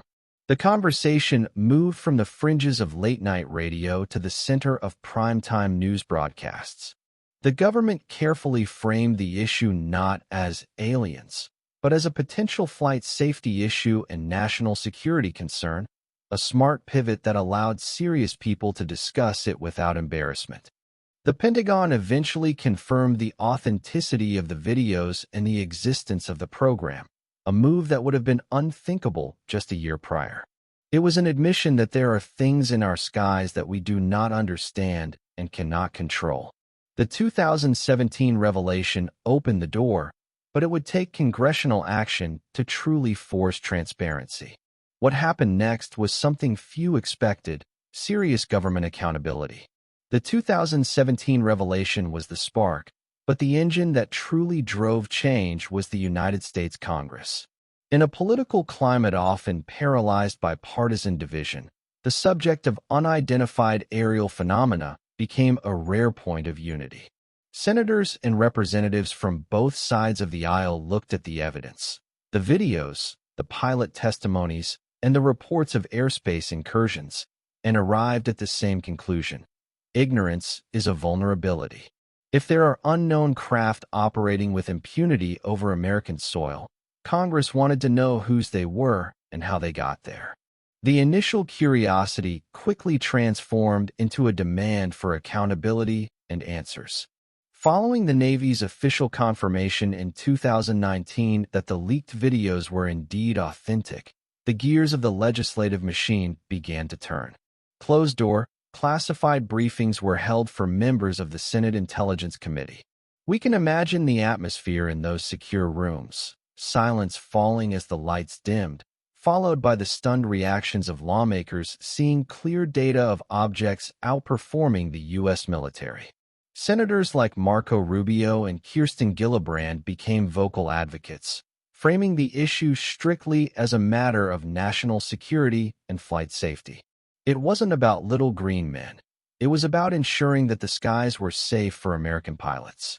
The pressure culminated in legislation requiring the Pentagon to produce an unclassified report on what it knew. The result was the preliminary assessment released in June 2021. It was a slim, sober document, devoid of sensationalism, but its contents were historic. It analyzed 144 incidents reported by government sources between 2004 and 2021. Of those 144 cases, investigators could explain only one with high confidence: a deflating balloon. The other 143 remained unidentified. The report admitted, in dry bureaucratic language, that some UAP appeared to display advanced technology. It was an official admission of a profound mystery. This report laid the foundation for a more permanent solution. In 2022, Congress formally established the All-Domain Anomaly Resolution Office, or AARO. This new office was given a broad and powerful mandate to synchronize efforts across the Department of Defense and other agencies to detect, identify, and attribute objects of interest in the air, underwater, and in space. It was a move to professionalize the investigation, taking it out of the shadows and placing it under the oversight of elected officials. The process has been refreshingly public. Hearings were held in May 2022 and July 2023, broadcast live to the world. For the first time in 50 years, Pentagon officials sat before Congress and testified openly about UAP. They discuss the challenges of collecting data, the need to reduce stigma for pilots, and the ongoing efforts to analyze reports. While some answers remained classified, the very act of holding these hearings signaled a massive cultural shift. It showed a government finally willing to grapple with the unknown rather than ignore it. With AARO established and Congress demanding answers, the era of casual dismissal ended. But transparency reveals more than just what we know. It shows us how much we still don't understand. In the rigorous world of aerial investigation, separating the signal from the noise is the critical first step. Birds, balloons, and drones clutter our skies, often leading to innocent misidentification. To effectively filter these out, analysts utilize a strict, rigorous framework known as the 5 Observables. These are specific, quantifiable performance characteristics that define a true anomaly. When an object displays these traits, it warrants serious attention from the highest levels of intelligence. These capabilities serve as a checklist for the impossible, clearly delineating the boundary between known human technology and something else entirely. The first observable is anti-gravity lift. In our current understanding of flight, staying airborne requires visible, continuous effort. Airplanes need wings to generate lift through motion, and helicopters need spinning rotors to push air. Rockets require massive, fiery explosions to fight the pull of the Earth. Yet, these objects are frequently observed hovering perfectly still without any of these mechanisms. They have no wings, no tail surfaces, and no visible exhaust plumes. They float as if gravity has been switched off, maintaining their position with an eerie, silent stability that defies the heavy reality of mass. Just as baffling is the second trait, sudden and instantaneous acceleration. Conventional physics is ruled by the law of inertia. A fighter jet ramps up speed gradually, pushing the pilot back into their seat with crushing G-forces. The human body can withstand only so much pressure, and metal airframes can only endure specific stress limits before buckling. However, UAPs are tracked on radar going from a standstill to thousands of miles per hour in a fraction of a second. The calculated G-forces in such a maneuver would instantly destroy any known machine and liquidate a pilot. When an object moves that fast, it typically creates a violent disturbance, leading to the third observable, hypersonic velocities without signatures. If a jet breaks the sound barrier, it creates a loud sonic boom and generates immense friction heat. Yet, these objects travel at multiples of the speed of sound in complete silence. There is no boom and, bafflingly, no heat signature on infrared sensors. They seem to slip through the atmosphere without interacting with the air molecules, gliding ghost-like through the sky. This lack of friction suggests a method of travel we do not yet possess. The fourth characteristic is low observability. While military jets use angles to deflect radar, UAPs seem to possess active concealment, becoming invisible to sensors at will, jamming systems, or simply fading away. Finally, we encounter transmedium travel. Moving between space, air, and water requires vastly different engineering designs. Yet, these objects traverse these boundaries without slowing down, operating in a vacuum or deep underwater with equal proficiency. 5 characteristics. Each one alone would represent revolutionary technology. Together, they describe something that seems to come from an entirely different technological paradigm. But how might such capabilities work? To bridge the gap between our current engineering and the capabilities observed by AARO, we must step away from the solid ground of proven mechanics and wade into the deeper waters of theoretical physics. Everything we know about human flight is governed by Sir Isaac Newton's third law of motion. For every action, there is an equal and opposite reaction. To move a rocket forward, we must violently expel gas backward. To keep a jet in the air, we must burn fuel to push against the atmosphere. Our entire history of transportation is built on the concept of reaction mass. We are always pushing against something, whether it is the road, the water, or the air. It is a noisy, messy, and heat-intensive process. However, the objects captured in the Navy videos display none of these traits. They are silent. They are cold. They do not leave a trail of exhaust smoke or a wake of turbulence.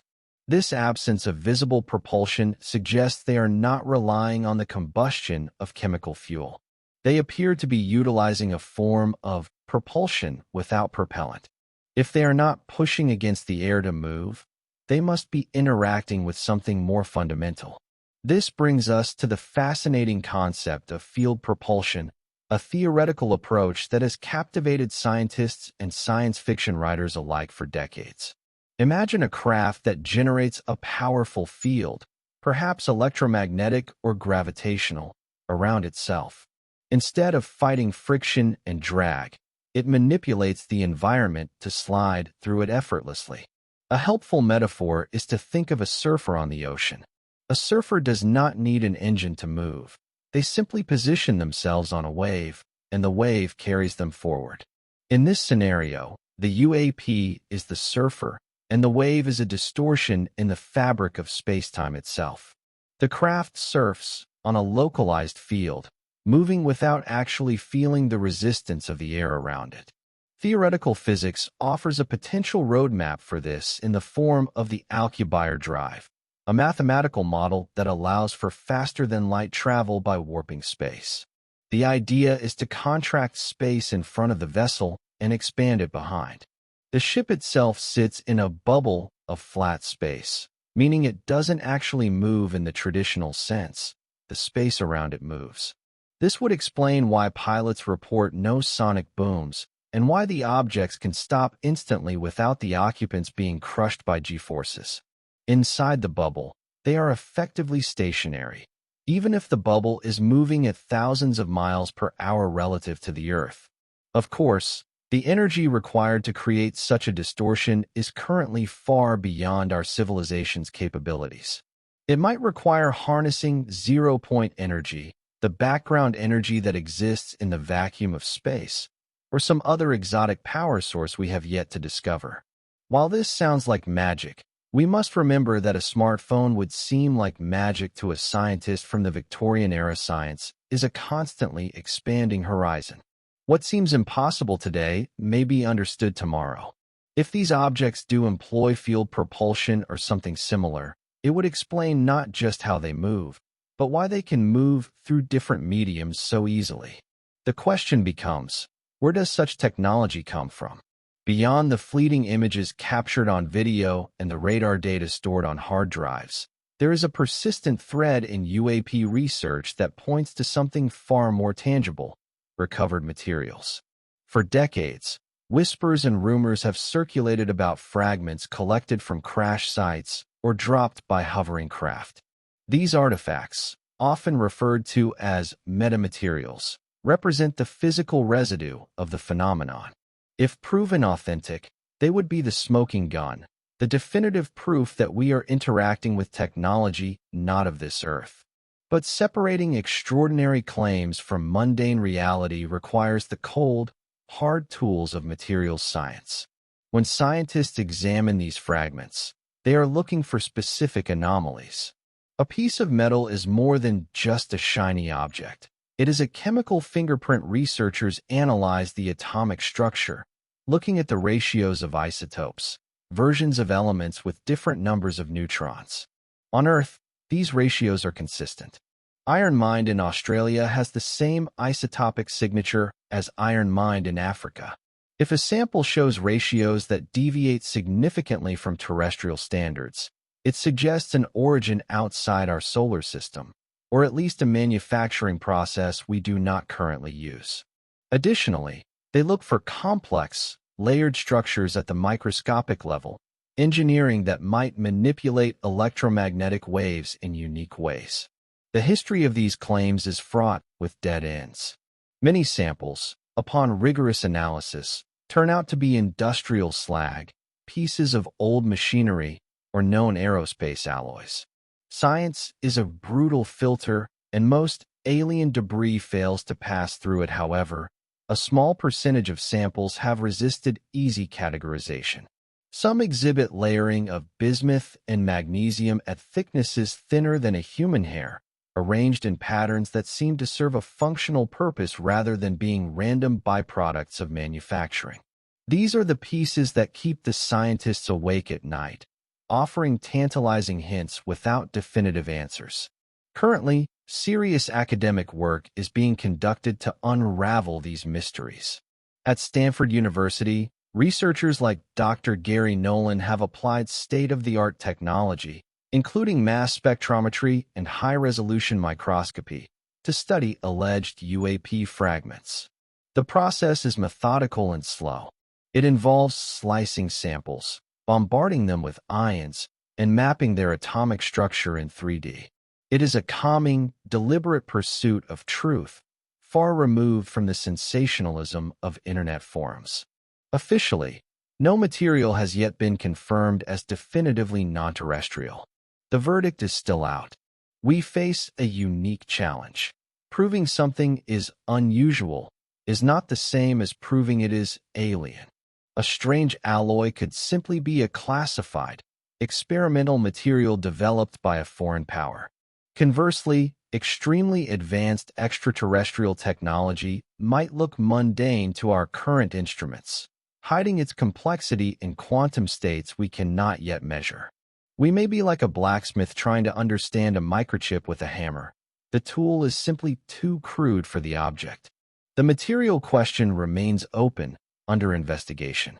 But regardless of physical artifacts, the observed technology itself tells us something profound about what's possible, even if we don't yet understand how.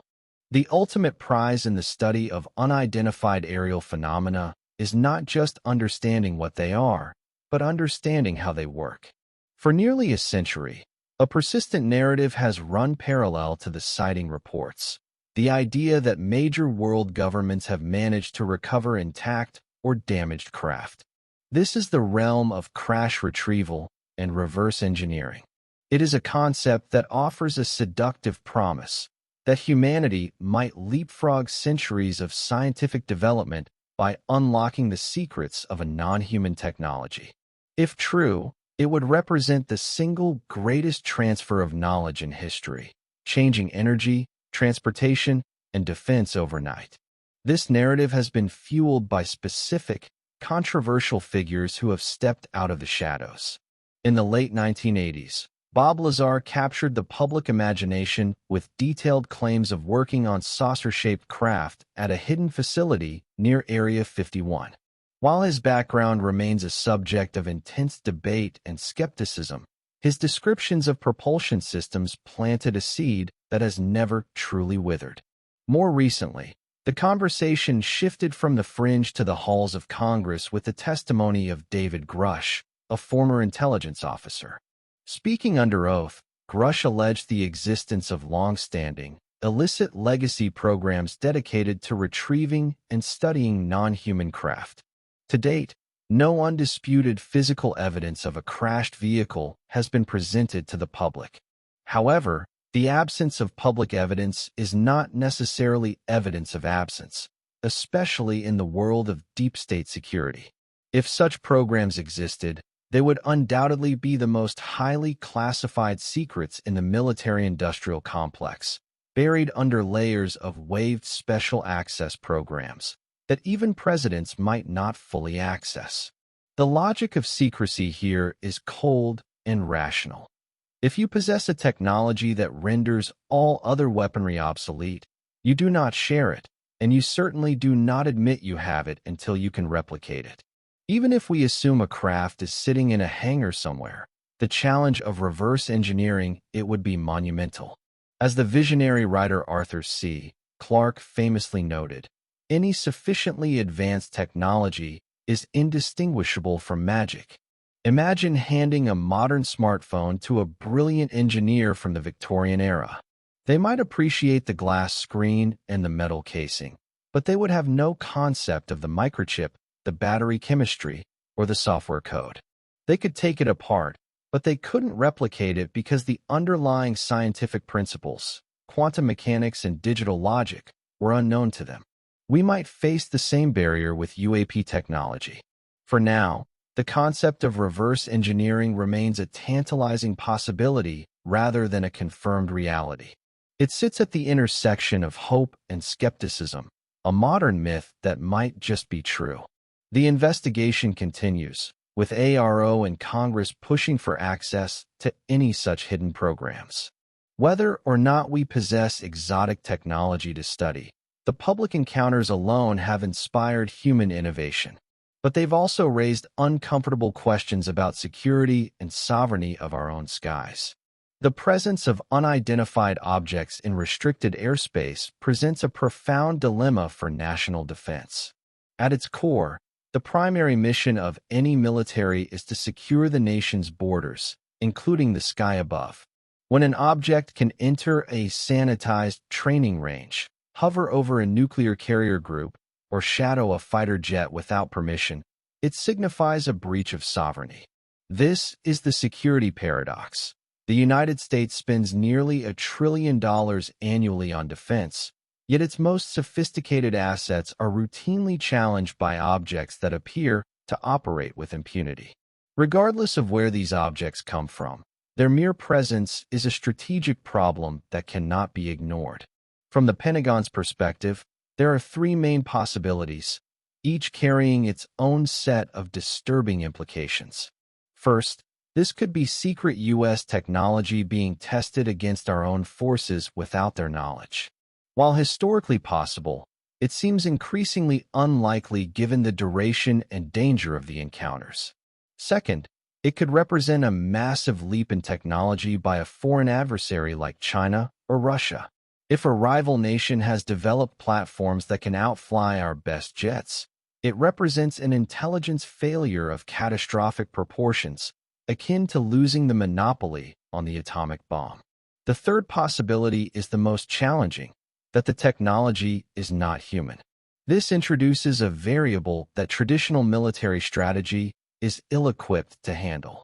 How do you deter or defend against something that can accelerate instantly to hypersonic speeds or travel underwater without resistance? The vulnerability is stark. To date, we have seen no effective defense against these incursions. Our jets cannot catch them. Our radar cannot maintain a lock on them. They move through our defenses as if they were non-existent. However, it is crucial to temper this concern with the observed reality. While the capabilities are intimidating, the behavior has been overwhelmingly passive. There have been no acts of aggression, no weapons fired, and no hostile maneuvers beyond the occasional buzzing of aircraft. These objects appear to be observers, gathering data much like we gather data on the natural world. This lack of hostility provides a measure of reassurance, suggesting curiosity rather than conquest. But in the paranoid world of defense, unknown intent is always treated as a potential threat until proven otherwise. This leads to the ongoing struggle over classification. The government must walk a tightrope. Revealing too much data about these encounters could inadvertently expose the specific capabilities of our own spy satellites and radar systems to our adversaries. Revealing too little fuels public distrust and conspiracy theories. AARO is attempting to find the middle ground, offering transparency where possible while protecting sensitive sources and methods. We are forced to accept an uncomfortable truth. We share our skies with something we do not control. This reality should motivate rigorous study, not panic. The technology question opened more questions than it answered. But technology doesn't exist in isolation. These encounters happen in specific places, at specific times, across the globe. The international dimension of this mystery adds another layer of intrigue. While the spotlight of recent years has focused heavily on the Pentagon and its establishment of the all-domain Anomaly Resolution Office, it is crucial to widen our aperture. The phenomenon of unidentified aerial phenomena is not a uniquely American experience, nor is it a byproduct of Hollywood culture. It is a planetary reality. Encounters have been reported from every continent on Earth, spanning decades and crossing all cultural and linguistic divides. To view this mystery solely through the lens of United States airspace is to ignore the vast majority of the data. The objects traversing our skies pay no heed to national borders, political treaties, or restricted zones. They appear over the dense rainforests of Brazil, the arid steppes of Kazakhstan, and the bustling coastlines of Japan with equal indifference. When we examine the reports from around the globe, a striking universality emerges. A pilot flying a Mirage jet over the French countryside describes the exact same flight characteristics as a Navy pilot off the coast of San Diego. A villager in the remote highlands of Papua New Guinea draws the same shape in the dirt as a witness in a Phoenix suburb. The backdrops change, from snow-capped mountains to tropical archipelagos, but the core elements of the encounter remain hauntingly consistent. We see the same silence, the same metallic luminosity, and the same disregard for the laws of inertia. This consistency across diverse cultures suggests that we are all observing the same objective reality, interpreted through different languages but united by a shared sense of awe. Different nations have approached this puzzle with varying degrees of openness. While the United States spent decades in a posture of official denial, other countries adopted a more inquisitive stance much earlier. France, for instance, has maintained a publicly funded investigative body, GIPAN, since the 1970s, treating the subject with scientific transparency. In South America, nations like Chile and Uruguay have established official offices to study reports, often with the direct cooperation of their air forces. They view these objects not necessarily as threats to be hidden, but as aerial anomalies that require documentation for the safety of civil aviation. Conversely, nations like Russia and China have historically maintained strict secrecy, though leaks suggest their militaries are just as puzzled and concerned as their Western counterparts. The global nature of these sightings poses a significant challenge to the theory that UAPs are merely secret military projects. It is highly improbable that multiple nations would simultaneously achieve the same physics-defying breakthroughs and then test them openly over foreign territories.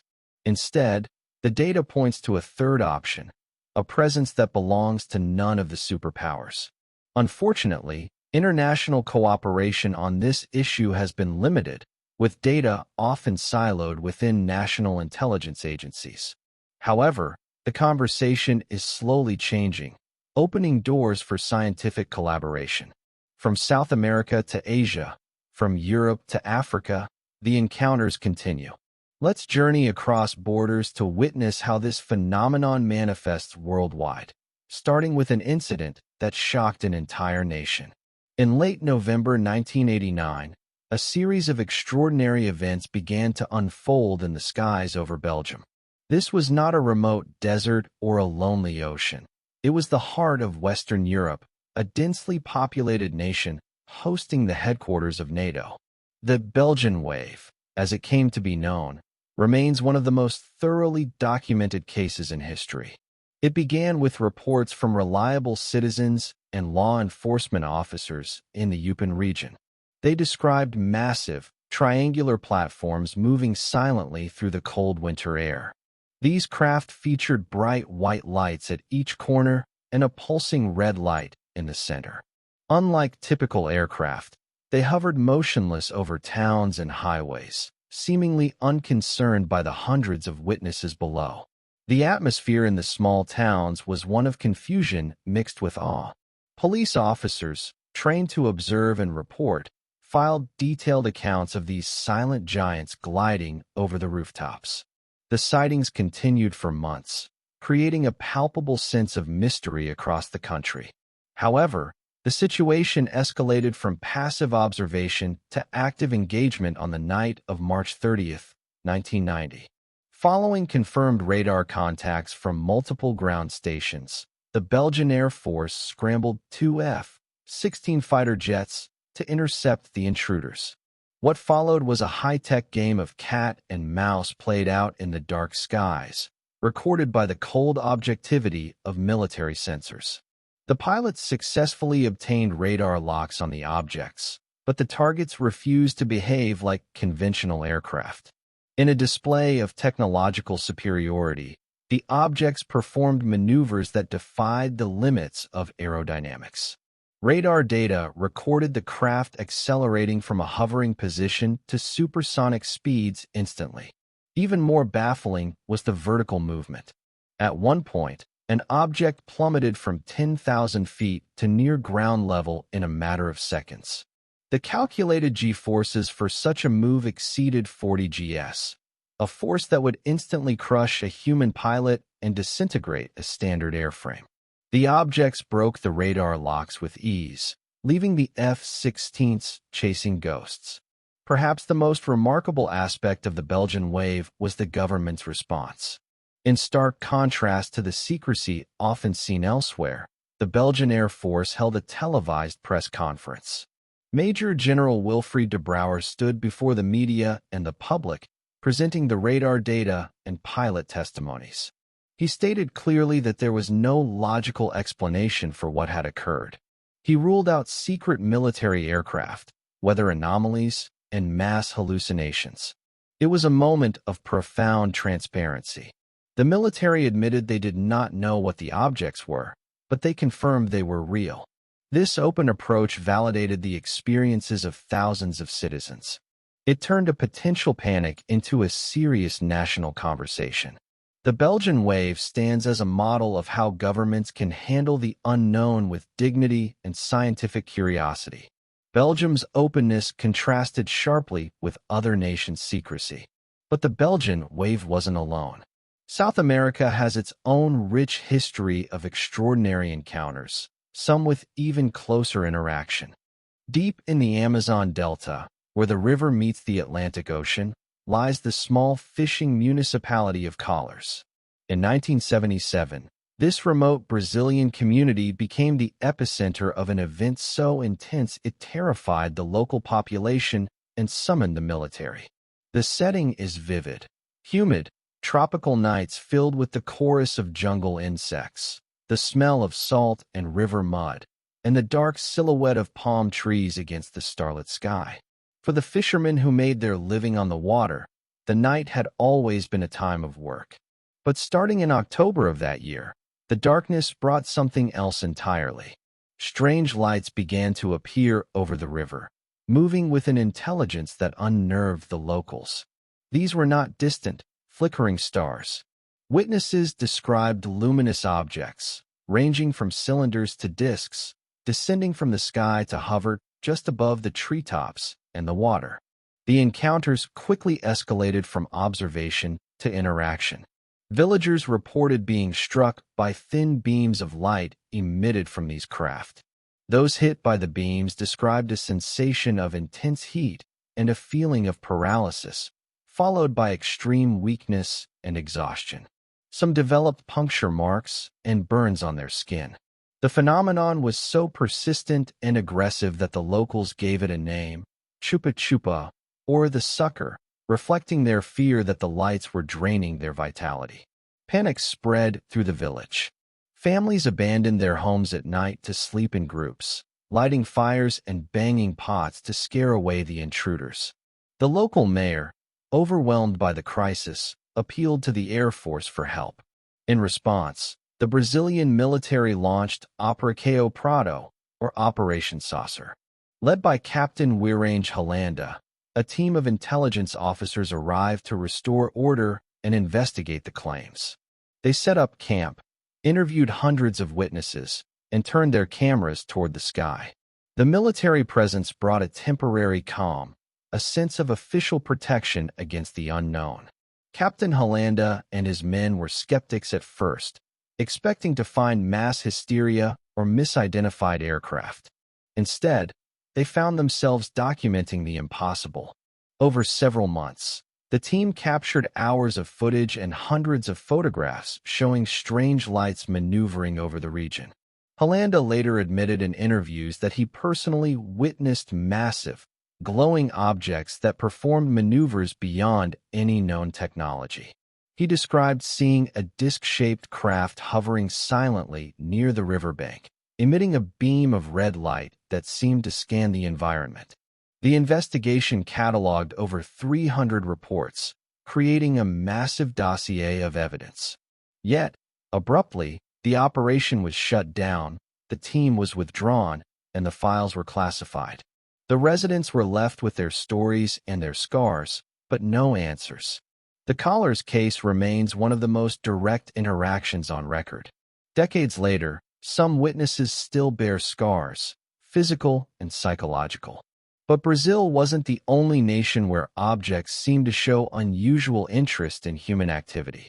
While much of the world was still debating whether UFOs were a taboo subject, the nation of Chile was quietly setting the gold standard for government investigation. In 1997, Chile established the Committee for the Study of Anomalous Aerial Phenomena, known by its Spanish acronym CIFA. Unlike secretive programs buried deep within intelligence agencies, CIFA operates under the direct supervision of the Chilean Civil Aviation Authority, which is part of the Air Force. Their mandate is refreshing in its clarity: to investigate reports of anomalous aerial objects with scientific rigor, ensuring the safety of air operations while treating the public with respect and transparency. Chile provides a dramatic backdrop for these investigations. It is a land of extremes, a long, slender ribbon of territory stretching between the towering peaks of the Andes Mountains and the vast, cold expanse of the Pacific Ocean. Its skies are among the clearest on Earth, home to the world's most powerful astronomical observatories. In this environment, keeping the airspace safe is paramount. Under the leadership of retired General Ricardo Bermudez, CIFA adopted a methodical approach, convening panels of experts, ranging from meteorologists to nuclear chemists, to analyze every credible report. One of the agency's most famous cases occurred in November 2014. A Chilean Navy helicopter was conducting a routine daytime patrol along the coast, flying north toward San Antonio. The crew, consisting of a pilot and a technician, noticed an object flying ahead of them at a similar altitude and speed. The technician turned the helicopter's sophisticated Wescom infrared camera toward the target. For nearly 10 minutes, they tracked the object. On the screen, it appeared as a flat, elongated structure with two thermal hotspots. But the truly baffling moment came when the object ejected a dense, hot plume of material into the air behind it. The plume showed up clearly on infrared but dissipated quickly, unlike standard smoke. The object itself remained invisible to ground radar, despite being clearly seen by the crew and their sensors. CIFA spent 2 full years analyzing the footage. They consulted with French analysts, U.S. experts, and their own military specialists. They checked flight logs, satellite data, and weather reports. After exhausting every conventional explanation, including commercial aircraft, drones, and space debris, they released the video to the public. The conclusion was simple and honest: we do not know what it was. This is the hallmark of the Chilean approach. There is no panic, no ridicule, and no attempt to force a mundane explanation where none fits. They simply present the data. CIFA actively collaborates with other international agencies, sharing findings and promoting a global dialogue.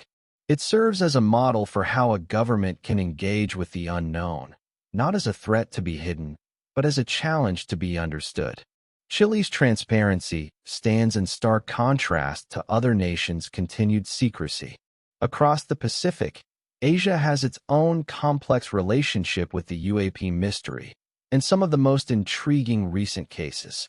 The phenomenon of unidentified aerial objects is not bound by Western geography or culture. Across the vast and diverse continent of Asia, pilots and citizens have been reporting similar encounters for decades. In Japan, a nation that blends ancient tradition with cutting-edge technology, the skies have hosted some of the most compelling cases on record. The most famous involved Japan Airlines Flight 1628 in November 1986. Captain Kinju Terachi, a veteran pilot with thousands of flight hours, was flying a cargo route over Alaska when his plane was approached by three unidentified objects. The encounter began calmly, with lights appearing in the distance, but quickly escalated into a surreal display of size and speed. Tarachi described two smaller objects that fluttered like falling leaves, followed by the arrival of a massive, walnut-shaped craft that dwarfed his 747. The object paced the airliner, its lights reflecting off the cockpit glass, bathing the crew in a warm glow. Ground radar confirmed the presence of something near the plane, yet the object moved with a silence and agility that defied physics.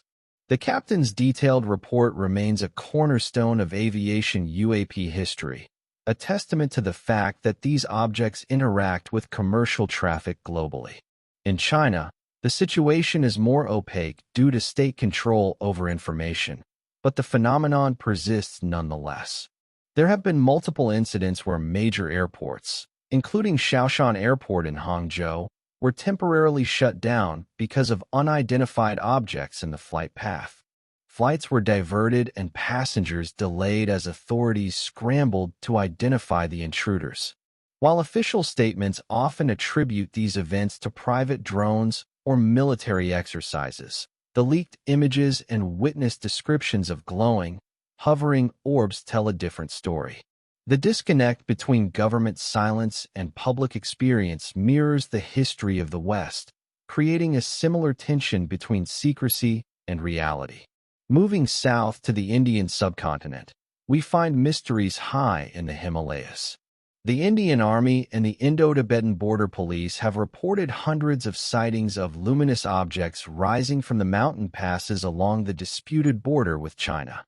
In this region of thin air and eternal snow, known as the roof of the world, patrols have watched yellow spheres lift off from the ground and disappear into the sky. The remoteness of the location adds a layer of eerie solitude to these reports. These are not urban sightings. They are encounters happening in the wild, silent places of the earth. South Korea has also seen a recent shift, with more pilots willing to discuss their experiences. As in other nations, the stigma is slowly eroding, allowing for a more honest conversation about flight safety. From the bustling technological hubs of Tokyo and Seoul to the remote peaks of the Himalayas, the pattern holds. The shapes, the behaviors, and the silence are universal. From the temples of Asia to the plains of Africa, the phenomenon respects no borders. But one region's encounters carry special significance due to their frequency and the advanced sensors observing them. The North Atlantic Treaty Organization, or NATO, represents the most powerful military alliance in history. Its member nations share more than just a commitment to mutual defense. They share an integrated surveillance network that monitors the skies from the Arctic Circle to the Mediterranean. Radar data is shared, communication channels are open, and procedures are standardized. Consequently, when an anomaly appears in the airspace of one member, it often becomes a shared experience for the alliance. For decades, NATO forces have quietly accumulated encounters with objects that do not belong to any known adversary, creating a kind of shared secret among allied militaries. The United Kingdom has been a focal point for some of the most compelling incidents. The most famous is undoubtedly the Rendlesham Forest incident of December 1980. Over several nights, U.S. Air Force personnel stationed at RAF Bentwaters witnessed strange lights descending into the forest. They investigated and encountered a metallic, triangular craft maneuvering through the trees. It left physical impressions in the frozen ground and radiation readings significantly higher than background levels. This wasn't a fleeting glimpse. It was a sustained event involving multiple trained observers, documented in official memos that were later released to the public. In Scandinavia, Norway hosts one of the few places on Earth where the phenomenon is persistent enough to be studied like weather. The Hessdalen Valley has been a hotspot for strange lights since the early 1980s. Unlike fleeting encounters, these lights appear regularly, sometimes hovering for hours. This predictability allowed scientists to set up a permanent observation station, Project Hestalen, equipped with cameras and sensors. They have recorded balls of light that split apart, change color, and move with intelligent intent. It is a unique laboratory where science meets the unknown in the open air. France stands out within the alliance for its institutional curiosity. Since 1977, the French space agency NIS has operated GAIPAN, a dedicated unit for investigating UAPs.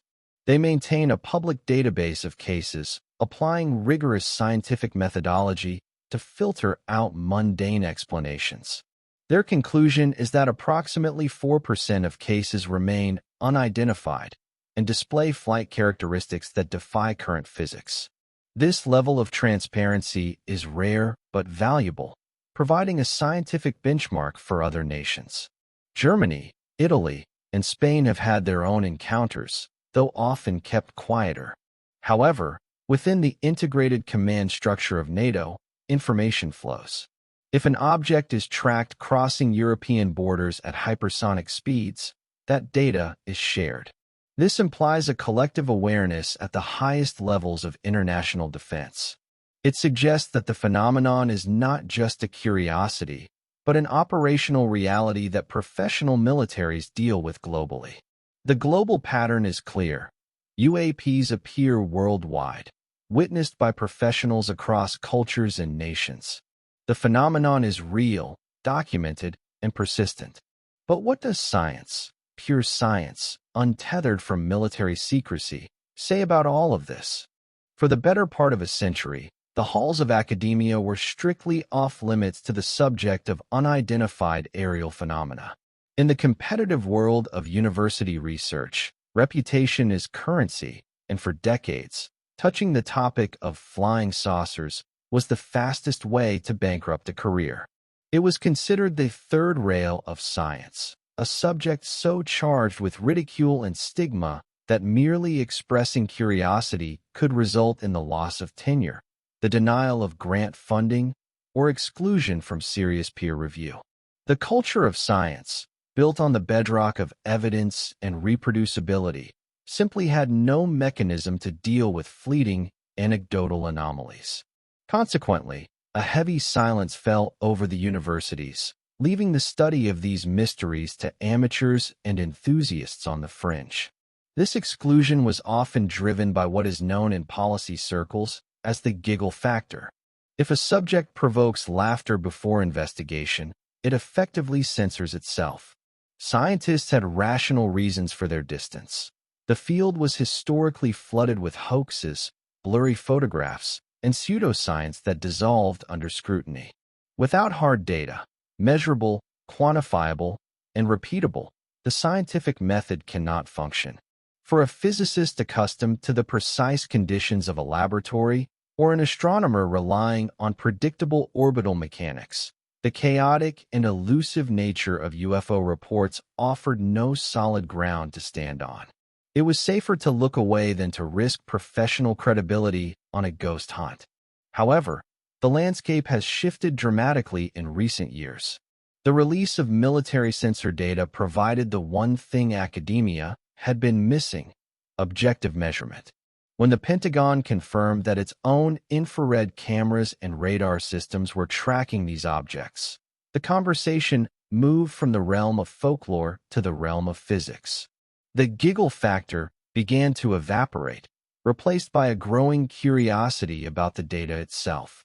If the U.S. Navy is recording objects moving at hypersonic speeds without sonic booms, that is not a story.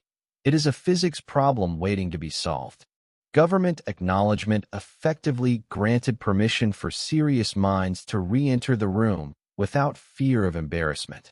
Pioneering figures have already begun to step through this opening. Dr. Avi Loeb, a theoretical physicist at Harvard University, launched the Galileo Project, an initiative dedicated to searching for physical evidence of extraterrestrial technological signatures. He approaches the sky not with belief, but with standard astronomical tools, setting up telescope arrays to monitor for anomalous objects. Similarly, Dr. Gary Nolan at Stanford University has applied his expertise in pathology and immunology to study the biological effects reported by witnesses and to analyze alleged metamaterials. These men are not working in shadows. They are working in well-lit laboratories, publishing papers, and challenging their peers to look at the evidence. The door is slowly creaking open. We are seeing the emergence of peer-reviewed papers and serious academic conferences where UAPs are discussed alongside dark matter and exoplanets. It represents a return to the true spirit of inquiry, where science follows the data wherever it leads, regardless of how uncomfortable the destination might be. As the stigma fades, scientific methodology brings new insights. But studying UAPs requires different approaches than typical scientific investigation. The phenomenon doesn't appear on demand. Science relies on a foundation of reproducibility. In a chemistry laboratory, if you mix two specific reagents at a controlled temperature, you expect the same reaction every single time. This predictability allows researchers to isolate variables, test hypotheses, and build a solid understanding of cause and effect. However, the study of unidentified aerial phenomena presents a problem that is diametrically opposed to this standard model. UAPs are transient, elusive, and seemingly random. They do not appear on demand, they do not file flight plans, and they cannot be summoned into a controlled environment for study. This creates a fundamental friction between the established scientific method and the nature of the phenomenon itself. The primary hurdle is the data problem. The vast majority of information we possess comes from unexpected, serendipitous encounters. It is data collected by accident rather than by design. A pilot on a training mission or a hiker on a mountain trail is not prepared to conduct a physics experiment. They are observers caught by surprise. We are currently in a position similar to Benjamin Franklin studying lightning before the invention of the kite experiment. Scientists of that era knew lightning was real. They could see the flashes and hear the thunder, but because they could not predict when or where it would strike, they struggled to measure its properties. We are in that same pre-Franklin stage of UAP research, observing the flash without holding the kite. We also face the instrument problem. Scientific observation requires the right tool for the right job. Currently, most UAP data comes from military sensors designed to track missiles and jets, or from civilian smartphone cameras designed to take portraits. Neither is optimized for analyzing anomalous physics.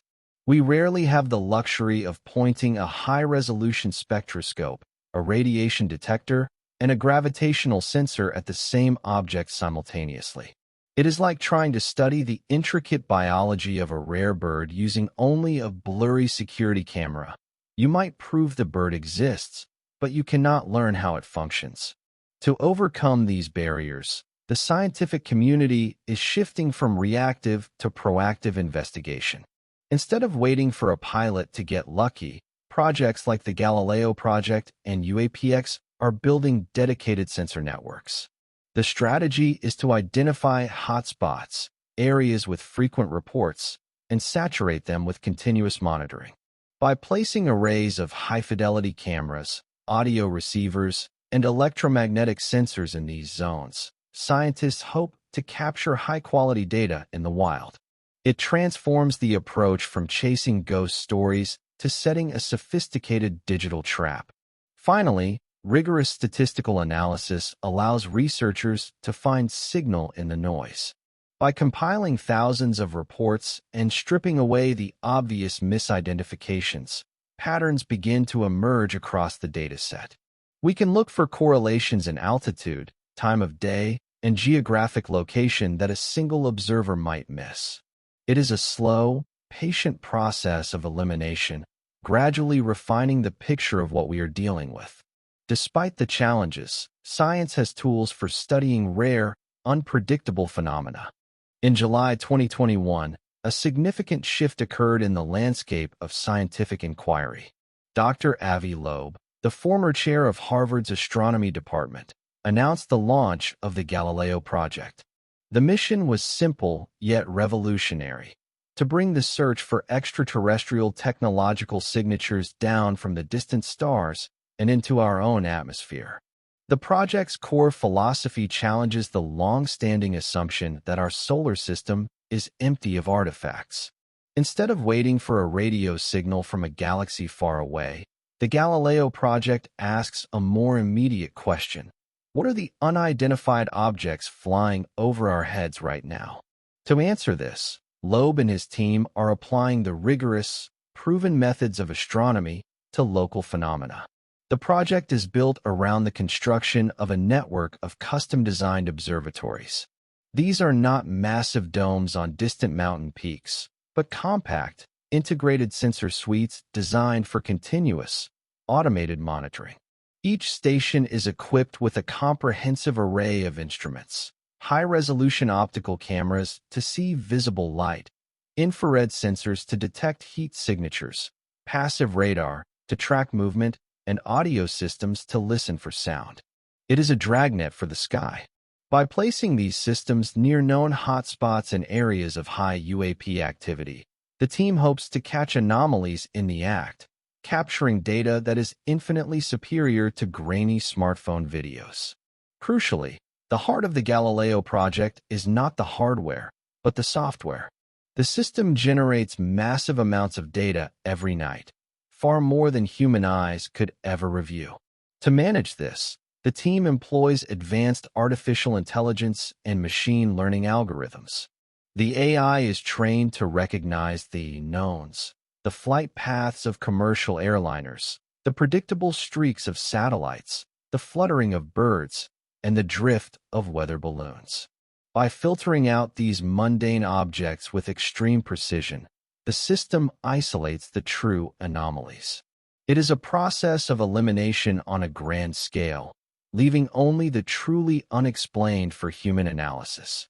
The team behind this effort is a diverse coalition of experts, including data scientists, engineers, and astrophysicists from around the world.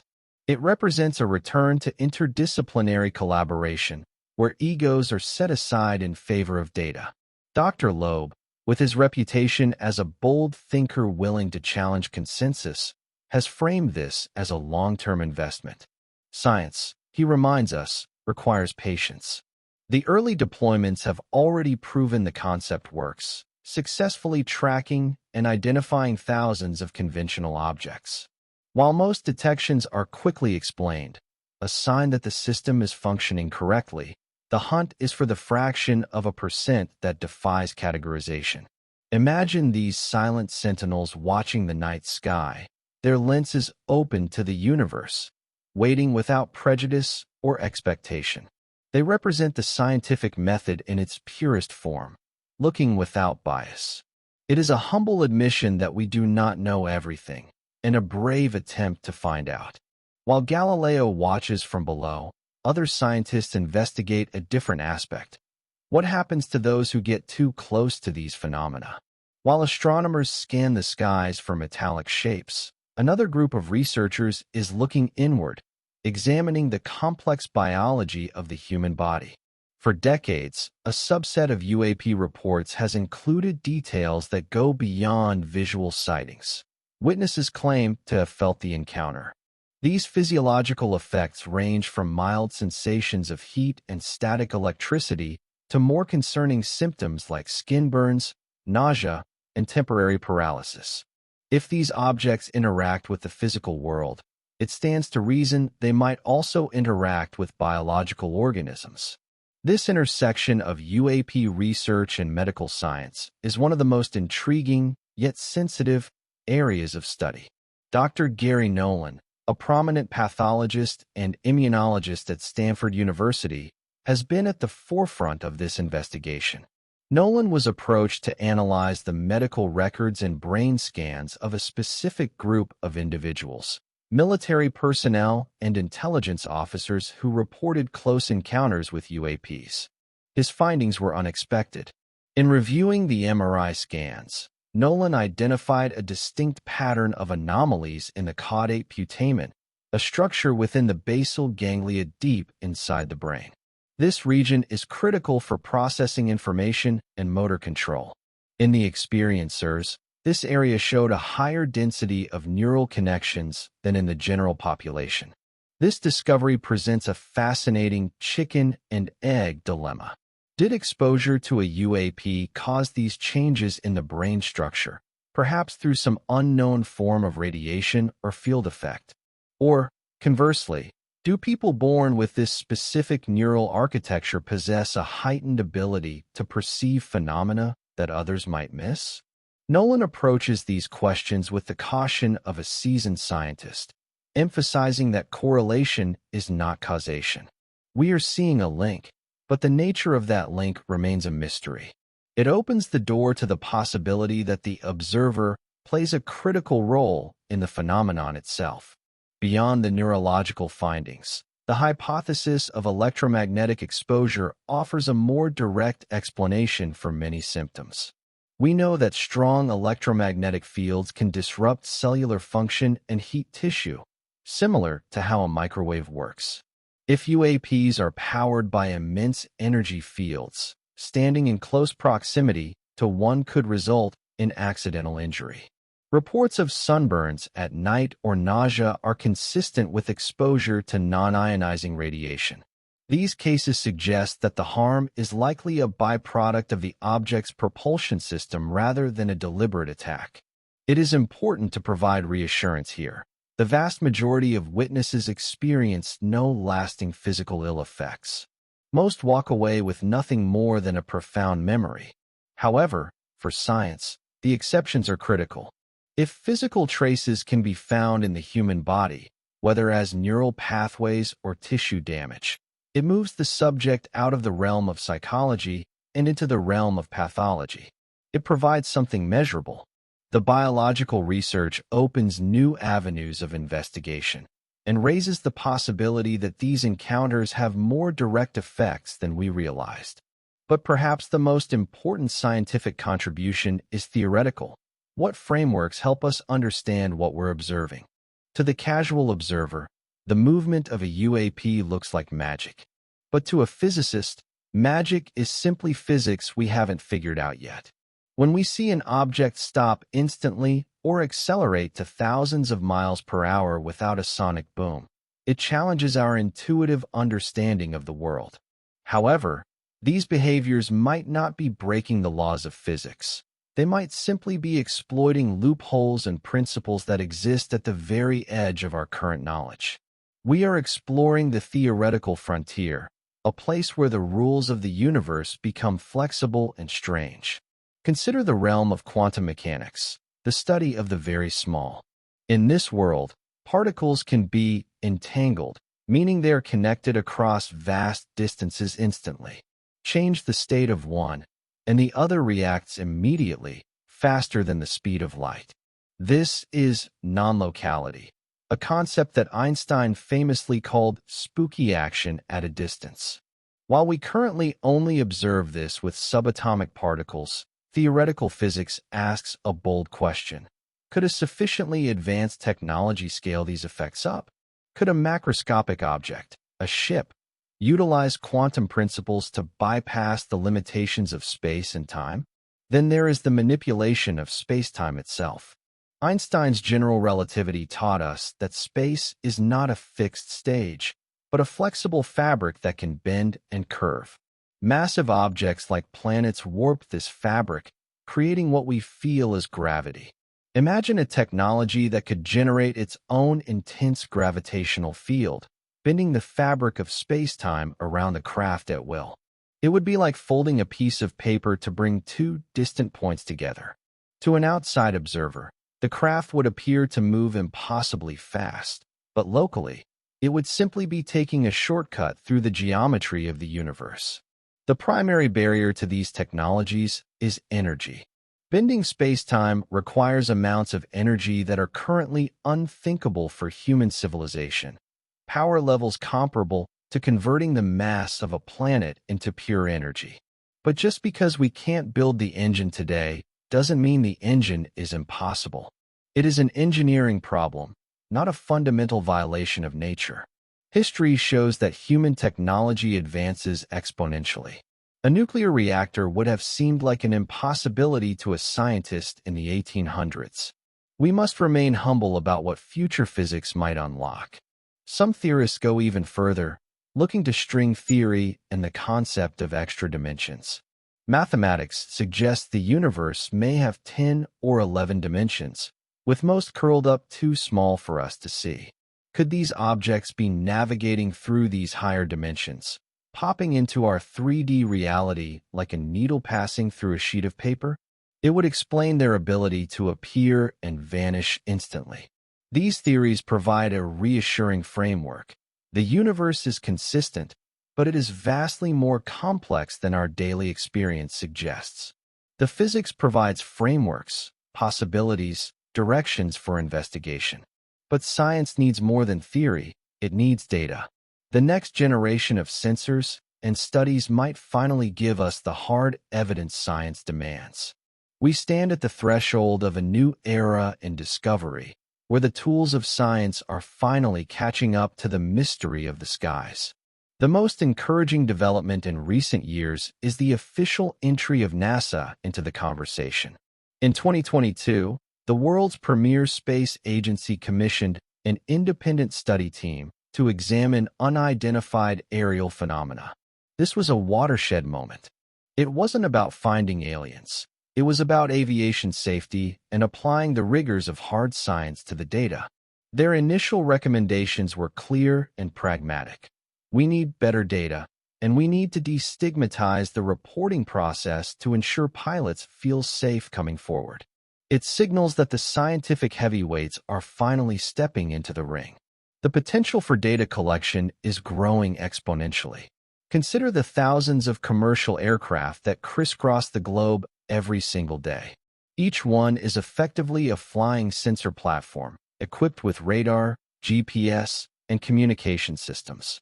Imagine a future where these planes are networked, automatically flagging anomalies and sharing telemetry in real time with researchers on the ground. Above them, the next generation of satellites will scan the Earth with unprecedented resolution. We are moving toward a state of total planetary awareness, where an object entering the atmosphere will be tracked by multiple systems from orbit to the ground, leaving nowhere to hide. Artificial intelligence will be the silent partner in this endeavor. The sheer volume of data produced by these networks would overwhelm human analysts. AI algorithms, however, can tirelessly sift through petabytes of information, spotting the subtle patterns that the human eye would miss. This technology is also democratizing the search. Groups like UAPs are empowering citizen scientists with military-grade equipment, turning enthusiastic amateurs into serious data collectors. It creates a distributed network of eyes and ears, ensuring that the sky is being watched from every angle, not just by government agencies, but by humanity itself. Perhaps the most profound change is cultural. We are witnessing the subject move from the tabloids to the textbooks. Scientific conferences are beginning to host sessions on UAP data, allowing researchers to debate findings without fear of ridicule. Peer-reviewed journals are slowly opening their pages to serious analysis, treating the topic with the gravity it deserves. This academic validation is crucial. It means that the brightest minds in physics, engineering, and biology can finally apply their intellect to the problem. We are building a foundation of knowledge that will last for generations, moving from anecdote to evidence. This process will not happen overnight. Science is a patient, methodical pursuit. It builds understanding brick by brick. We may be living through a moment in history comparable to the early days of astronomy, when we first realized that the points of light in the sky were actually distant suns. We are gathering the data that will define the next century of discovery. The excitement lies in the potential for a breakthrough that redefines our place in the cosmos. Science is engaged, methodology improving, stigma fading. We're gathering data that previous generations couldn't. But data alone isn't understanding. It must be interpreted, theorized about, debated. What could all this evidence actually mean? The most enduring and popular explanation for unidentified aerial phenomena is the extraterrestrial hypothesis. It is a concept that has captured the human imagination for nearly a century, offering a straightforward answer to the mystery. We are being visited by advanced civilizations from other star systems. This theory appeals to our logic because it addresses the core anomaly of the phenomenon directly. If the objects we observe display capabilities that far exceed human engineering, such as instantaneous acceleration and transmedium travel, it is rational to conclude they were built by a society that has had thousands, perhaps millions, of years longer to master the laws of physics. It suggests that what looks like magic to us is simply the technology of an elder species. The statistical argument for this hypothesis is staggering. When we look up at the night sky, we are seeing a tiny fraction of the Milky Way, a galaxy containing anywhere from 100 to 400 billion stars. Modern astronomy has taught us that planets are the rule, not the exception. Most stars have planetary systems, and many of those reside in the habitable zone, where liquid water can exist. The famous Drake equation, formulated by astrophysicist Frank Drake, attempts to estimate the number of active, communicative civilizations in our galaxy. Even if we input conservative numbers, the sheer scale of the cosmos suggests that Earth should not be the only bearer of life. To believe we are alone is to believe in a statistical impossibility. This leads us to the Fermi paradox. If the universe is teeming with life, and some civilizations are millions of years older than ours, they should have spread across the galaxy by now. So, where is everyone? The extraterrestrial hypothesis proposes that UAPs are the answer to this paradox. Perhaps they are not communicating via radio waves as we expected, but are physically present, monitoring us with automated probes or crewed vessels. The silence of the cosmos might be an illusion. We may simply be failing to recognize the visitors who are already here, operating in our atmosphere with a technology that renders them elusive. However, the distances involved in interstellar travel are vast, posing a significant challenge to this theory. Even at the speed of light, crossing the galaxy takes thousands of years. Yet, our understanding of physics is in its infancy. A civilization that has survived for eons may have discovered shortcuts, wormholes, or warp drives that circumvent the light-speed barrier. As for their motivation, we can look to our own behavior. We study isolated tribes, tag marine life, and observe ecosystems often without interfering. This is known as the zoo hypothesis. We might be the subjects of a grand scientific study, observed by curious galactic neighbors who view us much like we view an emerging ecosystem. Despite its appeal, the theory has gaps. Why would they remain hidden? Why not land on the White House lawn and make open contact? And why would there be so many different shapes and sizes of craft? The extraterrestrial hypothesis remains a compelling possibility, offering a profound shift in our cosmic perspective. It implies we are not alone in the dark. The extraterrestrial hypothesis has compelling elements, but it's not the only theory. What if the origin isn't distant stars, but somewhere much stranger and closer than we think? While the idea of visitors from other stars is fascinating, it is bound by the tyranny of distance. Even with advanced engines, the light years between solar systems present a formidable barrier. This has led some researchers to look not outward, but sideways, into the hidden folds of reality itself.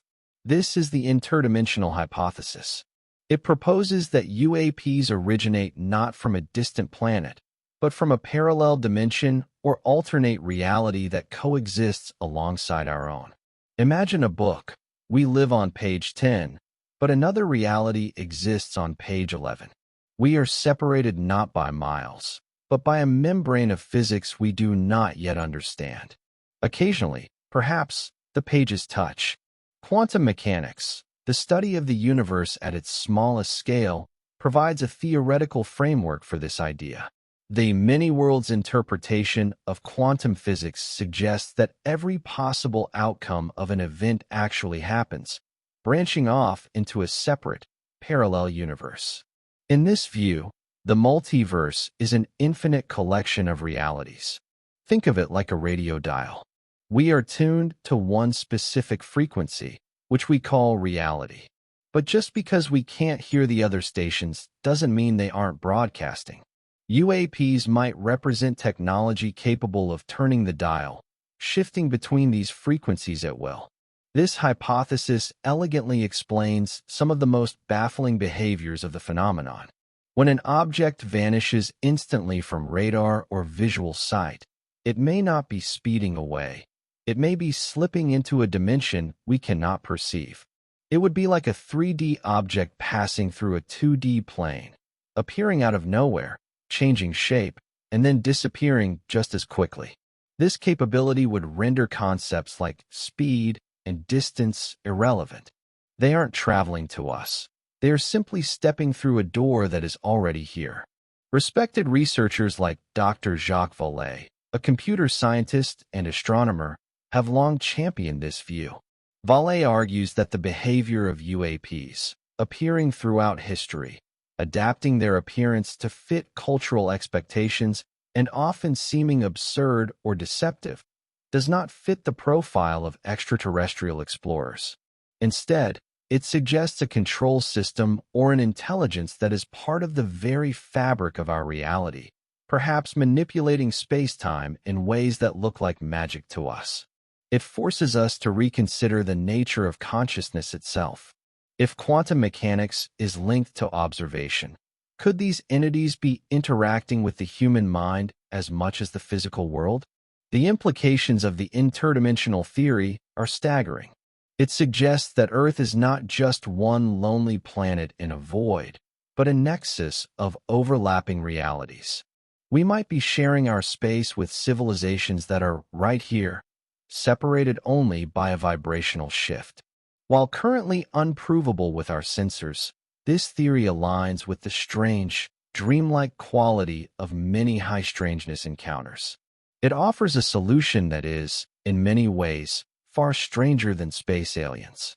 If interdimensional theories seem exotic, consider this. What if the explanation is neither aliens nor other dimensions, but something from our own planet's hidden depths? When we exhaust the possibilities of distant stars and alternate dimensions, we are left with a theory that is perhaps the most unsettling of all because it is the most intimate. This is the cryptoterrestrial hypothesis. It asks a simple, provocative question. What if the others are not visitors at all? What if they are locals? This theory proposes that another advanced intelligent species has coexisted with humanity on this planet for millennia, hiding in the shadows of our world. They are the hidden Earthlings, a civilization that developed either parallel to us or long before us, mastering technology while we were still mastering fire. Proponents of this theory point to the vast, unexplored frontiers of our own planet as the perfect hiding place. We often say we know more about the surface of Mars than the bottom of our own oceans. The deep sea trenches plunge miles into the darkness, creating a volume of space that is immense and effectively invisible to human eyes. The frequent reports of unidentified submerged objects, UFOs, entering and exiting the water at high speeds support this idea. If a civilization wanted to remain undetected, the deep ocean, or vast underground cavern systems, would be the logical sanctuary. It would explain why these craft are so often seen near water and why they seem to retreat into the Earth rather than fly away into space. This hypothesis also aligns with the strange concentration of sightings around our military assets and nuclear facilities. If these beings share the planet with us, our actions directly impact them. Nuclear testing, environmental destruction, and war would be matters of survival for them, not just curiosity. Their monitoring of our technology would be a form of neighborhood watch, ensuring that the noisy, aggressive species on the surface doesn't destroy the shared home. It reframes the phenomenon from exploration to cohabitation. The idea also resonates with ancient human mythologies. Nearly every culture has stories of others, gods, spirits, or advanced beings, who live in mountains, under the sea, or in hidden kingdoms. While we treat these as folklore, the cryptoterrestrial hypothesis suggests they might be distorted memories of contact with this sister civilization. It posits a history of Earth that is far more complex than our textbooks admit, suggesting we might be the newcomers, or perhaps the surface dwellers, unaware of the landlords beneath our feet. Of course, this theory faces significant hurdles. Where is the industrial footprint? An advanced civilization requires energy, manufacturing, and resources. How could they hide the heat signatures of their cities or the waste products of their industry? Skeptics argue that keeping such a presence secret in the modern age of satellite surveillance is impossible. Yet, the persistence of UAPs suggests something is operating here with impunity. The implication is profound. We might not be the apex species we assume we are. Cryptoterrestrial theories push boundaries of conventional thought.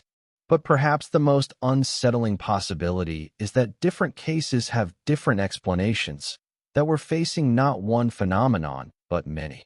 Human beings have a natural desire for simplicity. We want a single key that unlocks every door, a theory of everything, that ties every loose end into a neat bow. In UAP research, this often manifests as a binary debate. It's either aliens or it's not. But the universe rarely operates in binaries. As we sift through thousands of reports describing vast triangular craft, small metallic spheres, luminous orbs, and translucent cubes, a more nuanced possibility emerges. What if we are using a single label, UAP, to describe a dozen different phenomena? This is the multiplex hypothesis. It suggests that the answer isn't A or B, but rather all of the above. Imagine walking through a dense forest and finding a footprint. Is it a bear? A deer? A human? The answer depends entirely on the specific print. The same logic applies here. Some of the high-speed objects tracked by radar might indeed be classified human technology, next-generation drones, or hypersonic missiles developed in deep secrecy by superpowers. These would explain the cases that seem mechanical and purposeful but remain strictly within the atmosphere. We know that black-budget programs exist, and history shows that military tech is often decades ahead of the public sector. Simultaneously, other sightings might be rare natural phenomena. Atmospheric science is still learning about plasma, ball lightning, and electromagnetic effects in the upper atmosphere. Luminous orbs that seem to drift and fade might be exotic forms of energy discharge, natural wonders we have yet to catalog. To lump these in with metallic craft is a category error. Recognizing these natural events doesn't dismiss the mystery, it refines it. Then, there remains the core of high-strangeness cases, the objects that display intelligence and impossible physics. Among these, we might be seeing a mix of visitors. Perhaps some are extraterrestrial probes from a distant star, conducting automated surveys. Perhaps others are interdimensional manifestations, fleeting glimpses into a parallel reality. And still others might be the elusive cryptoterrestrials we discussed. The variety of shapes, disks, cigars, triangles, spheres, might indicate different origins, different manufacturers, or different purposes. This multiplex approach is intellectually honest. It acknowledges the complexity of the data without forcing it into a predetermined box. It treats the phenomenon like a tapestry woven from many different threads. While this makes the scientific study more challenging, you cannot apply a single framework to every case.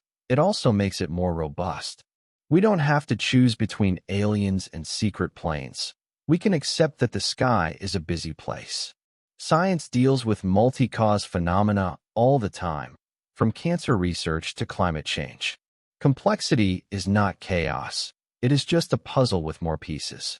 Whether one source or many, all theories share common ground. The implications for humanity are profound. What does this mean for our understanding of reality itself? When we stare long enough at the mystery of UAPs, the mystery begins to stare back. We start by asking technical questions about propulsion and aerodynamics, but eventually, we find ourselves asking much deeper questions about the nature of reality itself. This phenomenon challenges our epistemology, the very framework of how we know what we know. In our modern, materialist worldview, we draw a sharp line between the real world of solid objects and the subjective world of the mind. UAPs, however, seem to dance on that line, blurring the boundary between the physical and the psychological in ways that are deeply unsettling. One of the most persistent features of high-strangeness cases is the observer effect. Witnesses often report a distinct feeling that the object is aware of them. There are accounts of craft that appear only when someone is looking, or conversely, vanish the moment a camera is raised. This mirrors the famous measurement problem in quantum mechanics, where the act of observation collapses a wave function into a particle. It raises a radical possibility. Could these phenomena be an interaction between human consciousness and the physical world? Are they manifesting because we are watching? Jacques Vallée, a titan in the field, proposed the control system hypothesis. He suggests that UAPs might not be visitors in the traditional sense, but rather a mechanism for influencing human development. Throughout history, the phenomenon has changed its mask, from angels and demons to airships, and now spaceships, always staying just ahead of our understanding. It acts like a thermostat, regulating our beliefs and keeping us in a state of wonder and uncertainty. It doesn't invade, it hints. It doesn't conquer, it teaches through confusion. In this view, the mystery itself is the point. This aligns with emerging theories that posit consciousness as fundamental to the universe, rather than just a byproduct of brain chemistry. If consciousness is the bedrock of reality, then UAPs might be an interface, a place where thought and matter intersect. This would explain the telepathic communication reported by witnesses and the dreamlike quality of many encounters. We might be experiencing what ancient shamans described: contact with others through altered states of perception. The modern pilot seeing a Tic Tac might be accessing the same layer of reality as the mystic seeing a spirit, interpreted through the lens of their own era. Facing this possibility causes ontological shock, the dizzying realization that the world is not what we were taught. It suggests that reality is not a fixed stage we walk upon, but a participatory event. We are not just passive observers, we are co-creators. This shouldn't be frightening. Instead, it expands our potential. It hints that the universe is far richer, more responsive, and more interconnected than we ever dared to dream. These philosophical depths might seem far from the pilots and sensors where we started, but perhaps consciousness has always been part of the equation, and the implications extend to humanity's future trajectory. As we stand on the precipice of a new understanding, we must consider what the reality of UAPs means for the trajectory of our civilization. Whether these objects are visitors from another star, travelers from a parallel dimension, or the handiwork of a hidden terrestrial neighbor, the implication is the same. We are not the sole masters of our environment. This realization represents a paradigm shift as significant as the Copernican revolution. Accepting that we are sharing our reality with another intelligence forces us to reevaluate our place in the cosmos. It challenges our religions, our philosophies, and our national identities, suggesting that the human story is just one chapter in a much larger book. Yet, history shows that humanity is remarkably resilient. We have adapted to the discovery of new continents, the splitting of the atom, and the decoding of the genome. We can adapt to this. The potential rewards are immense. If we can unlock the physics behind UAP propulsion, mastering gravity and energy in the way these objects seem to. It would revolutionize our existence. Imagine clean, unlimited energy that renders fossil fuels obsolete. Imagine transportation that can take us to the stars in a lifetime. This technology could be to us what the discovery of fire was to our ancestors, a tool that fundamentally transforms what it means to be human. Socially, the presence of an other holds a unique power to unify. For centuries, we have defined ourselves by our differences, nation against nation, ideology against ideology. But faced with a non-human intelligence, our internal squabbles might suddenly seem petty. The realization that we are all, fundamentally, Earthlings could foster a sense of planetary solidarity we have never achieved. Of course, there is a risk of division if nations race to weaponize the technology, but the optimist sees an opportunity for unprecedented cooperation. To engage with a superior intelligence, we will need to speak with a single, united voice. On a deeper level, this contact could accelerate our evolutionary maturity. Historically, cultures often undergo rapid development when they encounter new ideas. The mere knowledge that more is possible, that physics allows for these feats, that consciousness can interact with matter, could spur a renaissance in science and spirituality. We might see the walls between materialism and idealism crumble, leading to a more holistic understanding of the universe. It suggests that we are not at the end of our development, but at the beginning of a new phase. Perhaps the silence and the slow disclosure are intentional. Maybe we are not being ignored, but waited for. It is possible that we are being given time to grow up, to handle our own nuclear weapons and environmental crises before we are invited to the larger table. We are living through a pivotal era of discovery, a time future historians will look back on as the moment humanity opened its eyes. The implications ripple outward infinitely, but speculation must eventually return to action, to the ongoing investigation trying to move from mystery toward understanding. What happens next in this unfolding story? The All-Domain Anomaly Resolution Office, or AARO, stands today as the central nervous system for the United States government's investigation into unidentified anomalous phenomena. It represents a dramatic departure from the sporadic, often secretive efforts of the past. Under its mandate, the office has moved from a concept on paper to a fully operational entity, staffed by intelligence professionals and scientific experts. The days of dismissing reports with a chuckle are over. AARO's current mission is defined by rigor, standardization, and a commitment to following the evidence wherever it leads, free from the biases that plagued earlier programs like Blue Book. At the heart of AARO's work is the construction of a comprehensive, centralized database. For decades, reports were scattered across different agencies. The Navy had its files, the Air Force had its own, and the CIA kept its secrets.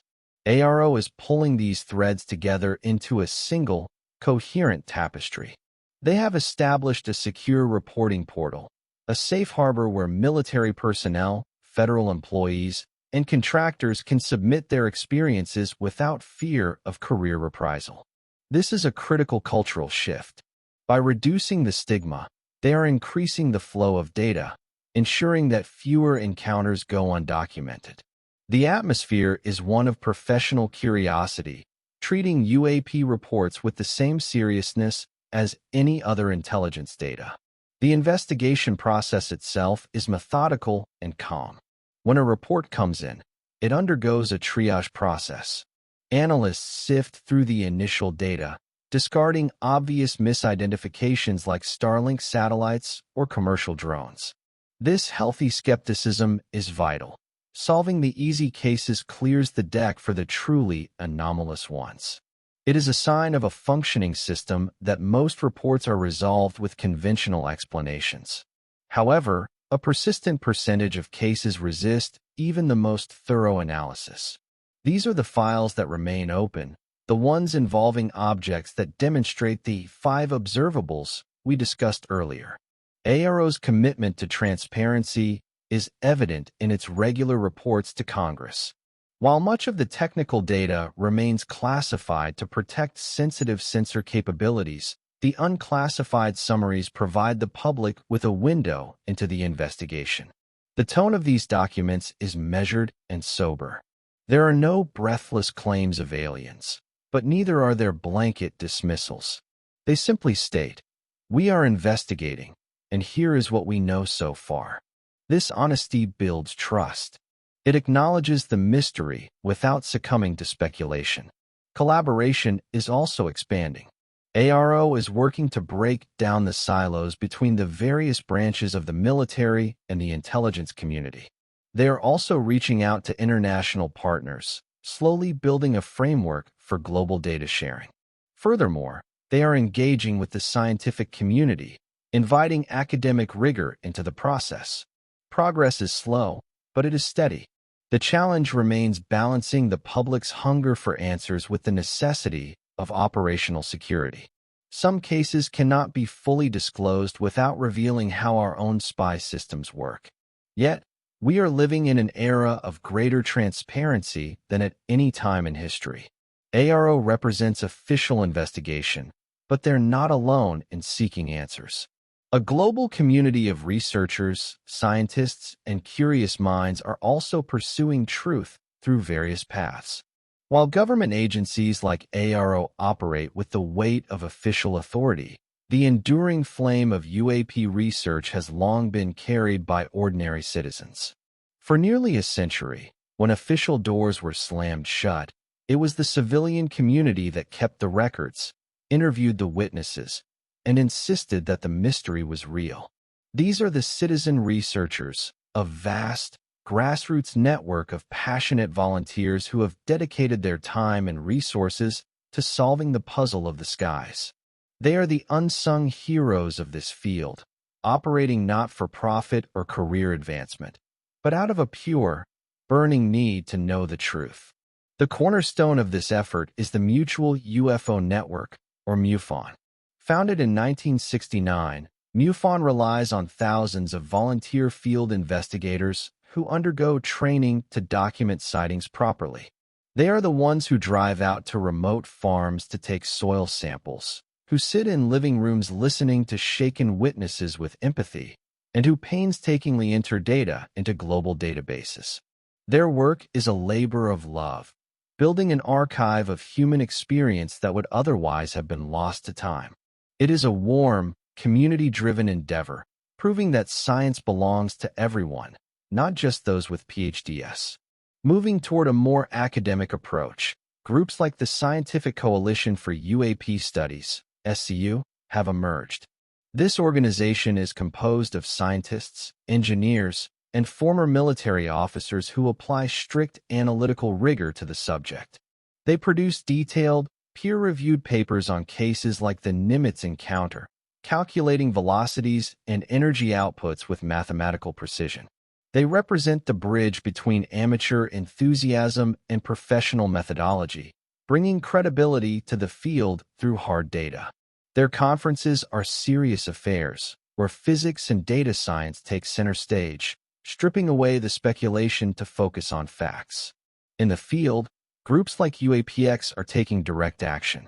Instead of waiting for reports, they go hunting. They haul heavy, sophisticated sensor equipment, thermal cameras, radiation detectors, and spectrum analyzers to known hotspots, camping out under the stars in hopes of capturing anomalies in real time.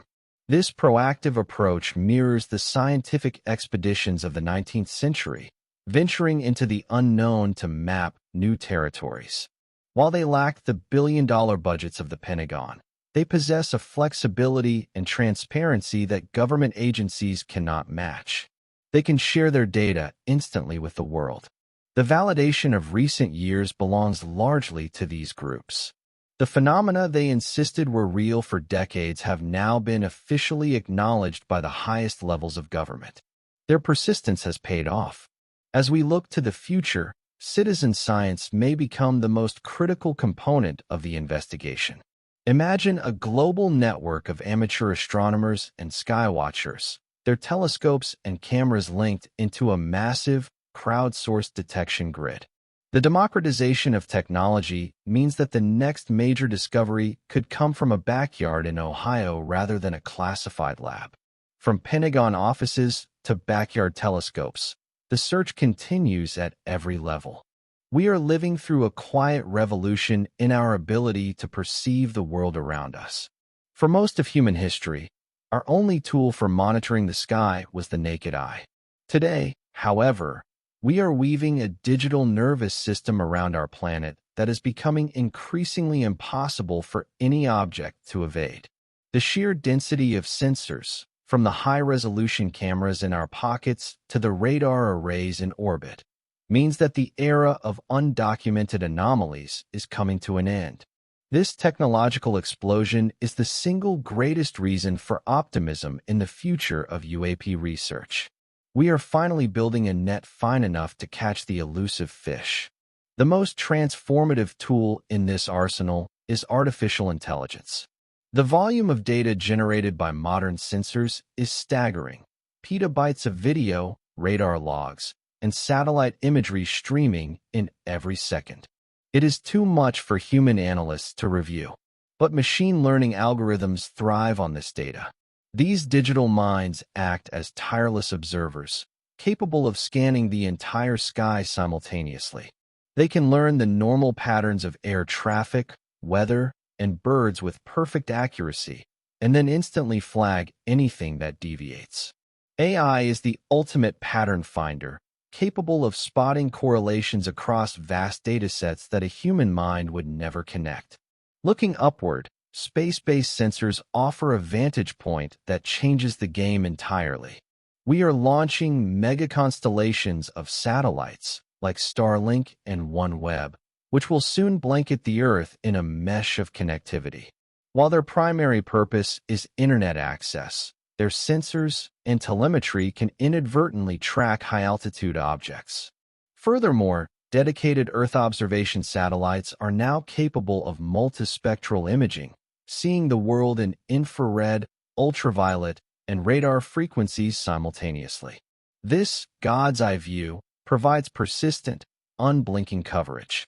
An object entering the atmosphere or transiting from space will increasingly have to run a gauntlet of sensors looking down from orbit.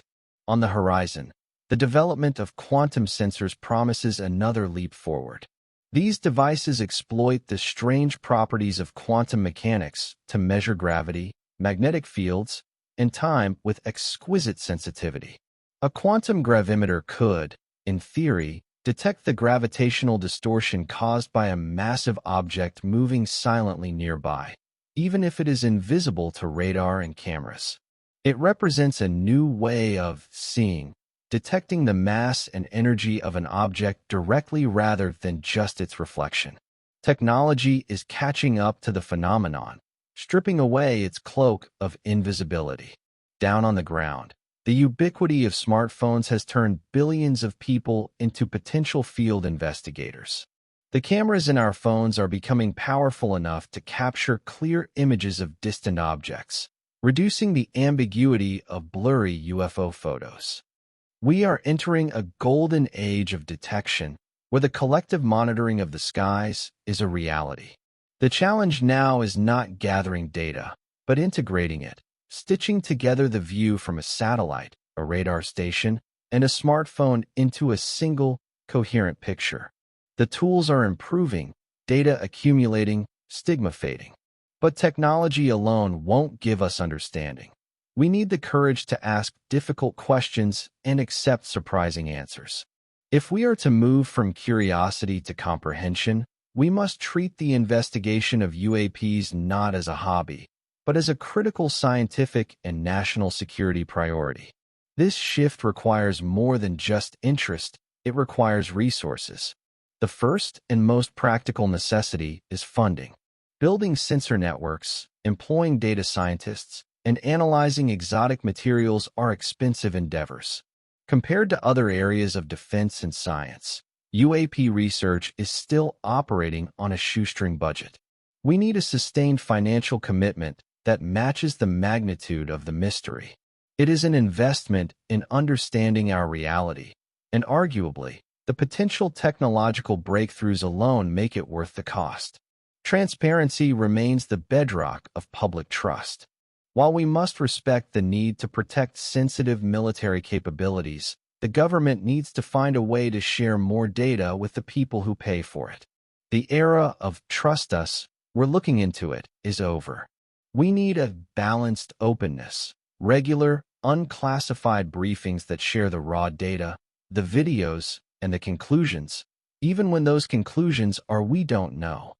Honest assessment of the unknown is far more reassuring than silence. Managed disclosure, handled calmly and methodically, inoculates the public against conspiracy theories and panic. The phenomenon pays no attention to political maps, and our response shouldn't either. International cooperation is essential. We need data-sharing agreements that allow a sighting in Chile to be cross-referenced with radar data from Japan. Joint research programs between allies would pool the best minds and the best sensors, creating a global detection grid. Science thrives on collaboration, not isolation. Seeing the phenomenon as a shared human challenge rather than a national secret could be a unifying force, fostering a new kind of diplomatic engagement centered on discovery. Critically, we need the full weight of academia to bear down on this problem. The stigma is fading, but it is not gone. We need universities to establish dedicated research programs, funded by grants that do not carry a reputational risk. We need physics departments, biology labs, and sociology faculties to treat UAPs as a legitimate subject of inquiry. When the brightest minds feel safe enough to apply their intellect to these questions, the rate of discovery will accelerate exponentially. Institutional support legitimizes the study, moving it from the fringe to the center of intellectual life. Finally, we need courage. We must be brave enough to face answers that might shatter our current worldview. Whether the explanation is extraterrestrial, interdimensional, or something else entirely, the truth will inevitably challenge our assumptions about humanity's place in the cosmos. We must prepare for this ontological shock, not with fear, but with resilience and openness. It is a call to mature as a species, to accept that the universe is stranger and more complex than we imagined. We've outlined the needs, the tools, the approaches. But ultimately, the future of UAP investigation depends on one thing: persistence in the face of mystery. And that persistence is already yielding results. After years of analysis, leaks, and hearings, the most fundamental lesson we have learned is also the most profound. The phenomenon is real. This is no longer a matter of debate or belief. We have moved past the era of asking if and into the era of asking what. Sensor data from the most advanced military platforms on Earth confirms that physical objects, solid enough to reflect radar and generate heat, are traversing our skies. The convergence of multiple independent data streams has effectively eliminated the theories of mass delusion or camera glitches. The witnesses who risked their careers to speak up were right. The 5 observables we discussed, anti-gravity lift, sudden acceleration, hypersonic velocity without signatures, transmedium travel, and low observability, are not theoretical concepts. They are documented behaviors. We have case files confirming objects that hover without rotors, accelerate to thousands of miles per hour instantly, and plunge into the ocean without slowing down. These capabilities are not science fiction, they are recorded facts. Acknowledging this reality is the first step toward understanding it. While it challenges our current physics, it is grounded in verifiable data. Systematic investigation is also revealing patterns that were invisible to casual observers. We now know that these encounters are not randomly distributed. They cluster around specific locations, particularly military training ranges and nuclear facilities. The data suggests a distinct interest in human technology and energy production. We are seeing temporal patterns as well, with sightings more likely under certain atmospheric conditions or at specific times of day.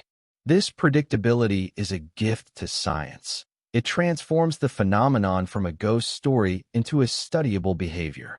Crucially, the performance of these objects consistently exceeds known human capabilities. Even when we account for the most advanced classified programs, the black-budget aircraft developed in secret, the gap remains. We do not have engines that can propel a craft at hypersonic speeds without generating a sonic boom or heat signature.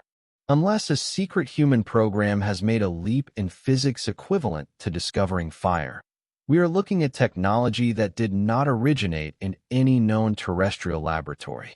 This finding significantly narrows the field of possibilities, pushing us toward more exotic explanations. Despite the intimidating capabilities, the safety record offers a reassuring perspective. In thousands of documented encounters, there have been no confirmed acts of aggression. The objects do not fire weapons. They do not attack cities. Their behavior is overwhelmingly passive and observational.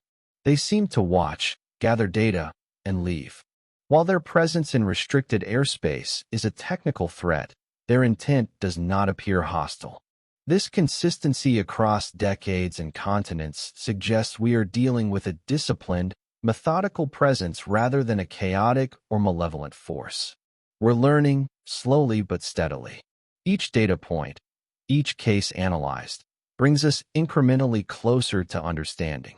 But the ultimate answer, what are these objects? Where do they come from? What do they want? Remains just beyond our grasp. For now, we have traveled a long and winding road together. Our journey has taken us from the quiet, serious corridors of the Pentagon where AARO investigators sift through classified files, to the cold, churning waters of the Pacific where Navy pilots witnessed the impossible. We have listened to the voices of credible witnesses who risked their reputations to speak the truth, and we have explored the frontiers of theoretical physics where the laws of reality seem to bend. We have seen how a subject once relegated to the shadows has emerged into the light of serious scientific and governmental inquiry. This exploration has crossed borders, spanned decades, and touched upon the very edge of human understanding. Yet, as we reach the end of this series, we must be honest about where we stand. We do not yet possess the final answer. The definitive proof of origin, the single explanation that unlocks every door, remains elusive. But this absence of a final conclusion is not a failure. It is a beginning. We have traded ignorance for data and ridicule for research. We are no longer looking away, we are looking closer. This is how all great understanding begins, not with a statement, but with a question that refuses to go away. There is a profound beauty in this state of not knowing. Mystery is not our enemy. It is the engine of our evolution. For millennia, our ancestors looked up at the stars and saw only points of light, unaware of the galaxies and nebulae that lay beyond. They lived with the mystery, and it drove them to build observatories, to write poetry, and to sail into the unknown. We are standing in their footprints today. The unknown is not a void to be feared, but a space to be filled with future knowledge. It reminds us that there is still so much left to discover. This mystery belongs to all of us. It is not the property of generals or scientists alone. It is a shared human experience that transcends language and culture. Whether standing on a rooftop in Tokyo, a mountain in Chile, or a backyard in Ohio, the act of looking up and wondering creates a bond.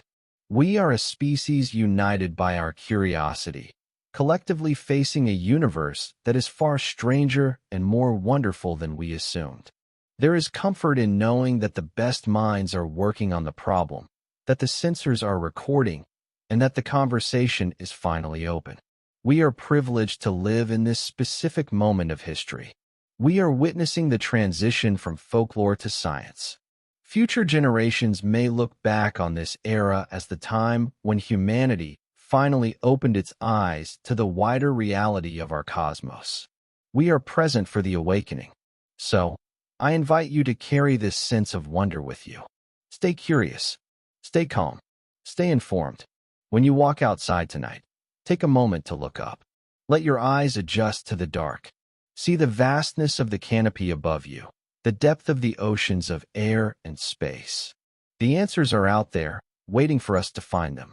The investigation continues. The mystery persists.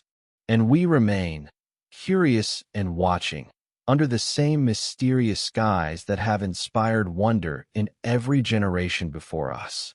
Perhaps, soon, we'll know. Until then, we have the question, and that alone is extraordinary.